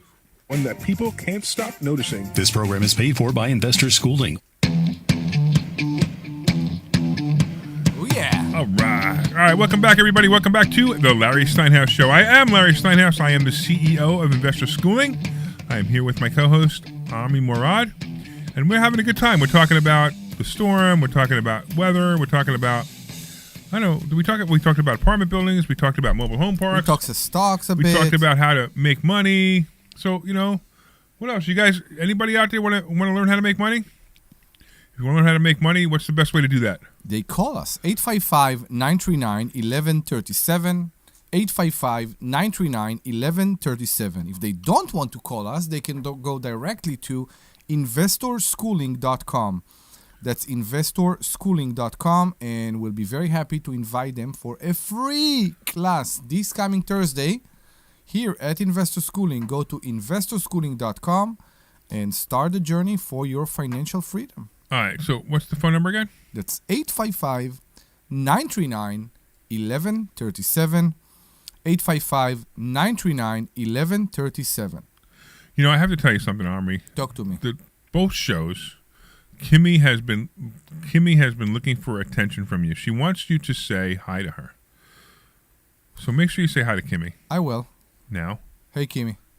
That's it, huh? Oh, man. I told you she's Kimmy. your number one fan. I don't know why she don't come anymore. Kimmy is your number one fan. I know, and I love Kimmy always watches us on YouTube, which is fantastic. Thank you so much. She always watches on YouTube, and she's an awesome person, and she's a lot of fun. She's just a great student. She's also learning a bunch of things. Agreed. But, we love Kimmy. You ignored her, and she's your number one fan. I didn't ignore her. Are you done? You saw her come up on the feed. No. Are you done? No. Thank you.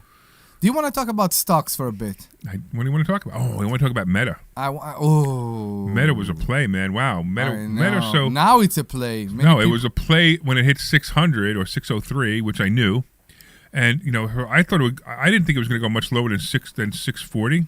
Mm-hmm. And it went down to 630, then 620, then 610. And I'm panicking because I have a bunch of it in the fund, but I know what I'm doing. You know what I mean? Like I know where it's going. So I predicted Meta would close before earnings, which is in 5 days. It would close somewhere above 700 before that. Now, it may not close. It may close, maybe 680, 690 at this point because it went down so much. But I knew it would happen. It just happened a little bit later than I thought. It went down further before it went back up. Now, Meta was a great play, and I'm going to make some money on Meta because of this play. But what a great comeback story to see it go from 600 to now 650. Or even 660. I think it was 665 the other day. So I want to show you the other side. Yes. Okay, because I find comfort, in Excel sheets and QuickBooks. Okay. And Excel sheets. Okay. And QuickBooks. Okay. And Excel and QuickBooks and Excel? Yes. And did you say that to again one more time? I'm not sure. So I started the stock options late. I started to do the covered call test, right. Late. I started in the middle of September. Okay. Okay. So how much did you put in? I put 40,000. Okay. Not much. No, that's okay. But that's what I started with. And how much did you make between now and then, or then and now? Are you done? No. Thank you. On October 6th, which is the first week of October, I collected $1,370. $1,370. Okay. Right. On November, $2,827. December, $2,966. And in January, $2,872. Okay. Okay. Total of? The total of $13,166. So you put in $40,000. Correct. And in 5 months, you withdrew a third of the account. You withdrew $13,000. $13,000 more. How much do you have left? Let's talk about that. Okay. And I want to tell you why. My account, because of two main bad decisions, one by me, right. One because I listened to other people, was down. Now, this month, it's because of Rivian. Back then, which account... we told you not to invest in. And back then, I followed others, and I lost with AT&T. Okay. AT&T is not so bad, though. You bought it at 30, and it's at 27 or 25, right? No, I think it was 24 or something like that. Okay. But it's a higher stock. So, with those two losses, my account right now is at $32,795. Okay, so you withdrew $13,000. Your account went down to 32. To 32. Now we talk about margin. We talk about all that. So after all the loss, which we basically ignore most of the time. So 32 isn't a loss, by the way. It's just a fluctuation. Correct. So after the 30, after you include the fact that that my account value, let's say that my account value dropped in $7,200, I'm still ahead at 15%. After I include everything, I'm still 15%. In 4 or 5 months with 2 bad decisions. With 2 bad decisions, you can say in 5 months. Right. So here's the thing. In 5 months. The number you just gave, the 32,000 number, that's not a real number. That's the problem. Because you can't. But you can't. You can only use that number on the first day of the month. You can't. The number. If you wrote that number in today, thank you. The number means nothing. Why are you interrupting me? It's my job to interrupt.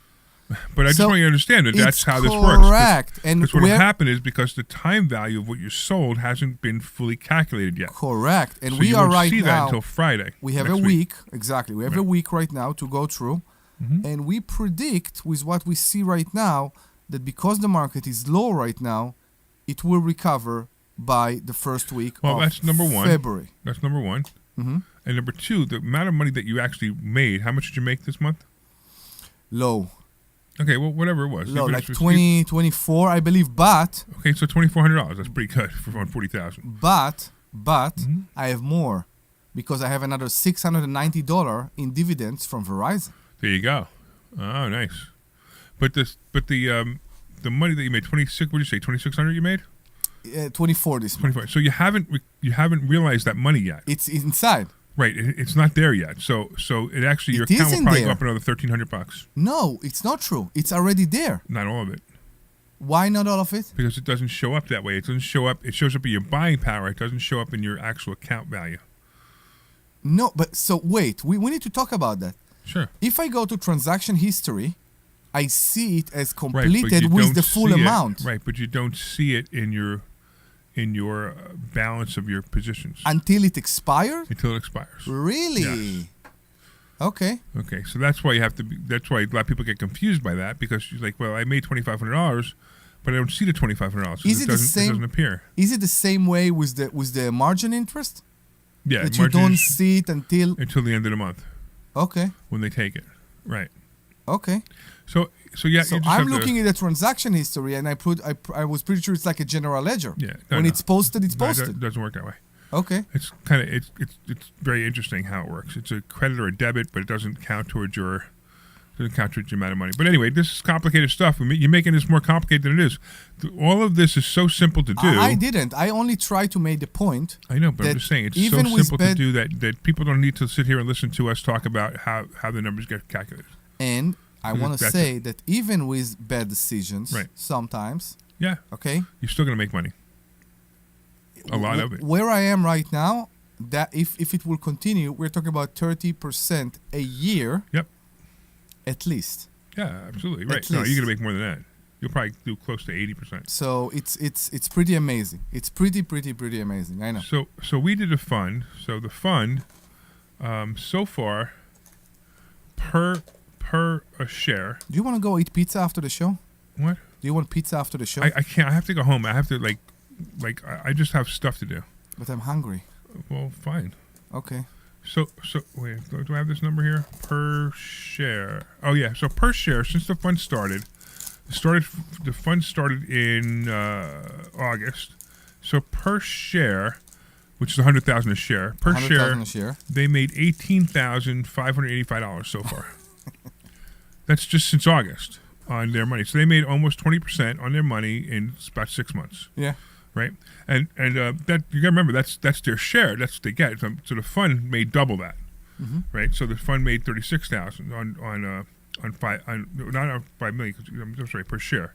So per 100,000 that was in the fund. The fund made $36,000. The people got $18,000 of that, which is fantastic. It's an incredible number. I mean, they still can't believe it.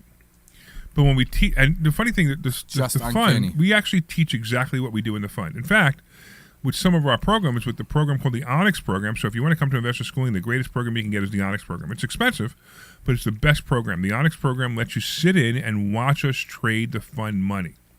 So you actually sit down, you actually come to my basement, or you can do it online, and you watch us trade the money. And when Brian and I trade, Brian is the assistant fund manager. When Brian and I trade, we have conversations about what we're going to trade, and you're going to learn things about the stocks and learn things about how we pick these stocks that we're going to trade, and it'll absolutely blow your mind. I mean, the last Onyx Club meeting, the last 15 minutes was really intense because we were trying to decide over 2 stocks which one to get, and we did some math, and we figured this, and when we were done, we're like, okay, this is the one, and we bought it. And it's a lot of fun. It really is. You learn how to do it by watching, and we'll also do it for you in your account for free. It's a whole other issue. Matter of fact, I actually say it's the only program in the world that guarantees you'll make money the first month on your money. Yeah, we guarantee you'll make money the first month. If not, I don't care. I'll give you money back.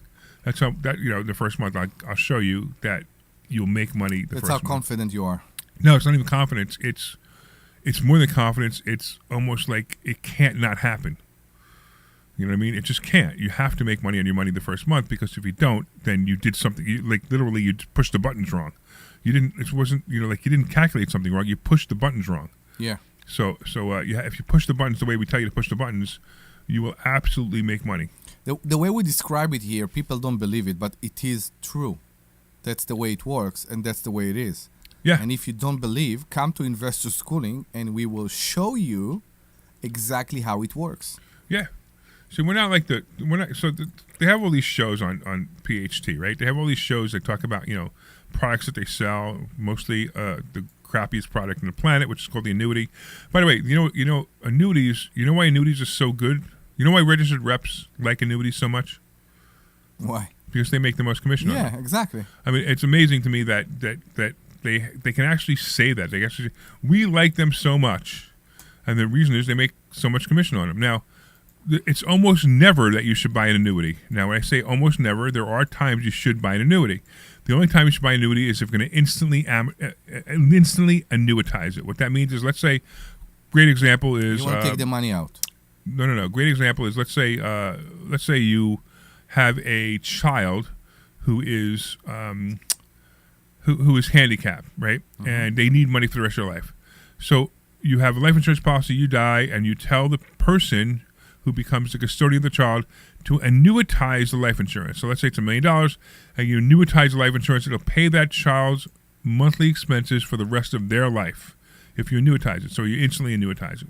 Same thing, you can buy an annuity. Maybe you have a certain amount of money. That's all you have for your life, and you need a certain amount to live, and you don't care about growth. You don't care about you care about security, and that's the most important thing.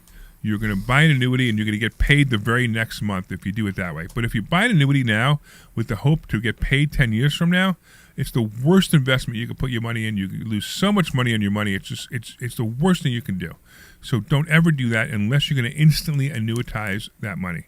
And any financial advisor is telling you otherwise is just greedy. They're like, "Ooh, I can't wait. I can make a lot of money off of this guy because he has $500,000. He's going to put in an annuity. I made a whole bunch of money." Well, how about making money for your client? That now, if the client decides 3 years from now, because he comes to Investor Schooling and learns how to really do something with his money, he's going to get penalized. So you actually give the guy, for example, you give the guy $100,000, and you say, "Listen, I want my money back." He gives you $92,000 back. So and you're like, "Wait a minute, what happened? I gave you 100 3 years ago. Why are you giving me 92 now?" Because that's how it works. Let me be honest with you. I believe that there was more to it back then. When the interest was that low, they had a product to push. Now I have a question for you. No, what happened was annuities, the way they're supposed to be. It was the most safe. No. The safest. So you said back then. Let me tell you what annuities were created for. Annuities were created for instant annuitization, and some financial advisor along the way figured out that he could get paid on this money, and early. So if somebody's 40 years old, instead of waiting for them to be 65 and selling them an annuity, they could now figure out how to sell a 40-year-old annuity, and that's how they figured it out. They figured out how to sell a 40-year-old annuity by saying, "Oh, you put your money with us, and it's safe, and you make no money on your money, and you lose all your money. You lose lots of your money if you decide you change your mind, but we don't really care because you don't need the money till you're 65." I'm curious if they ask the person if they need the money. Because if someone don't need the money, right, there could be a disease. So if they don't need their money, why would they put it in annuity and they could put it in so many other places that will make them more money? So let me go with my point. Sure. Okay, we are at times right now that the banks are offering 4 to 4.25%, 4.5%. Yes. Okay, on a CD. Yeah. On a CD would be better than an annuity. Can I? Now you can. The point is, some banks, and my bank is one of them, they offered what's called a flexible one. So they will still allow you to take the money out. Talking about a CD. In a CD. Okay. You don't need to lock it for a year. You will take the money out. It's let's say something happened. You have a huge medical bill. Someone is sick. Sure. Whatever. You need the money now. Yeah.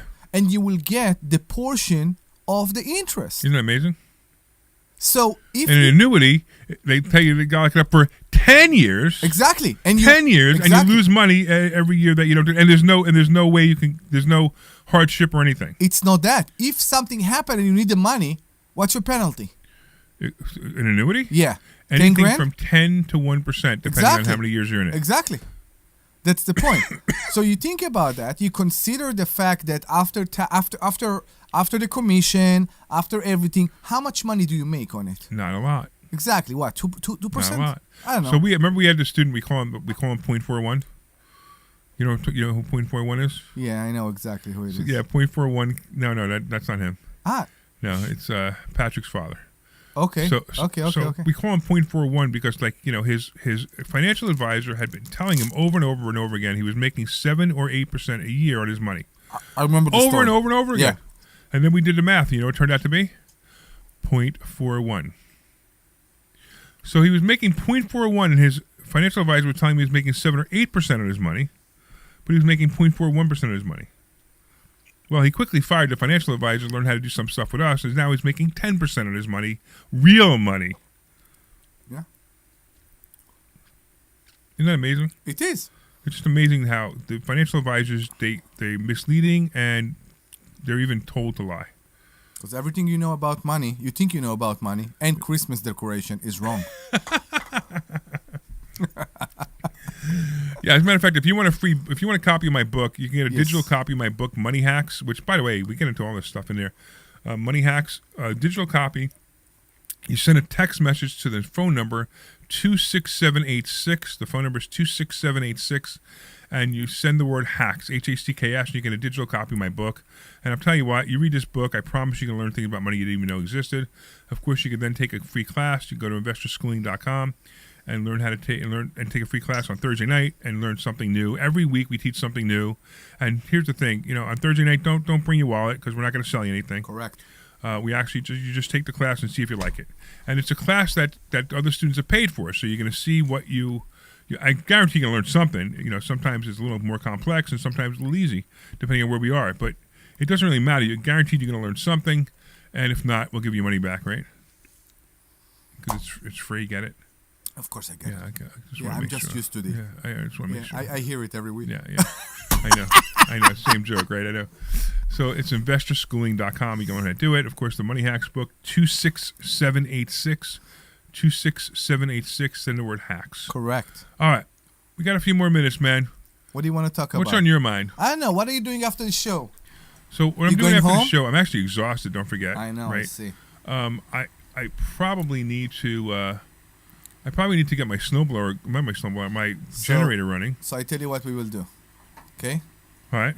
Because Alex is about to call and shout at the radio station that we're so unprofessional. Oh, we make that guy. We make arrangement about what are we doing after the show during the show. We forgot about that guy. I know. I'm going because my daughter feels very bad, so I'm going home. I go to go get some groceries and I go to get home. Okay. And then I will come to you. Okay.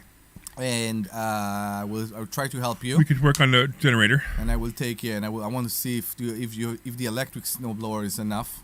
Oh Maybe yeah. I will take this one. Yeah, the electric snowblower will be fine, but you might have to charge it, in between. What do you mean charge it? It's electric. Oh no, it's a battery. Ah, so it's not electric. Well, I don't know. Yeah, it's electric and not electric. I got you. Okay. So yeah, we'll figure it out, and that's it. You and me, we need to sit and talk because we haven't done it for a long time. And while you're here, you're too busy, and while you're away, you're too busy. We need to find a time. I know. I miss you. I know. I miss you too, man. I know. It's been a wild ride. I know. I'm liking it though. You do? Well, we're going to Tampa in a week or so. Yeah, in February something. Yeah, I know. Coming up real soon. Yeah, I know. I want to be there. I really, really want to be there. Yeah, it's time for us to do some more work at the mobile home park. I'm not sure. What's going on with the market in Florida. That we knew is different than what we know from here. but it seems that it's going it's shifting weirdly. It is shifting. It's shifting very weirdly. Yeah. Now I have a question for you. Have you sold your Ruskin house? Yeah. Done, yeah. Sold. Yeah, I lost some money on it. I didn't lose a lot. I probably lost about $20,000 on it. But, that's fine. Here's the thing. That's right? how we learn. Right? No, it's not. It's just not. It's funny. I say this all the time, right? If you haven't lost money in a real estate deal yet, that means you haven't done enough real estate deals. So I want to tell you something because we're about to end the show. I ran the mastermind on Monday. Okay. And we had one of our new student here, and she talks about a house she's trying to buy that is too far, according to other people that said it to her. I know exactly what you're talking about. I know. And I told her, because she's at 25,000, I told her, you buy it. And I tell you something. I opened QuickBooks. You know how much I love big QuickBooks. Right. And I looked at how much I made out of my properties by using my own money the way that you don't like. Yeah. In different times. It's important to say, in different times, and by buying houses that the mice were running away from. Yeah, right. And I bought them and I did them right. And that's why I don't regret any one of them. And that's why I believe that if you have a good deal, don't walk away from it. If you have a good deal that you can make money off, especially in those times, especially if you can buy a house for 35,000, you should never say. Right. I mean, so the one in Ruskin, I believed I could have made money on. I still believe I could have. I know. But the HOA got me so annoyed. I know. That I just had enough. I said, you know what? I just don't want to deal with you people anymore.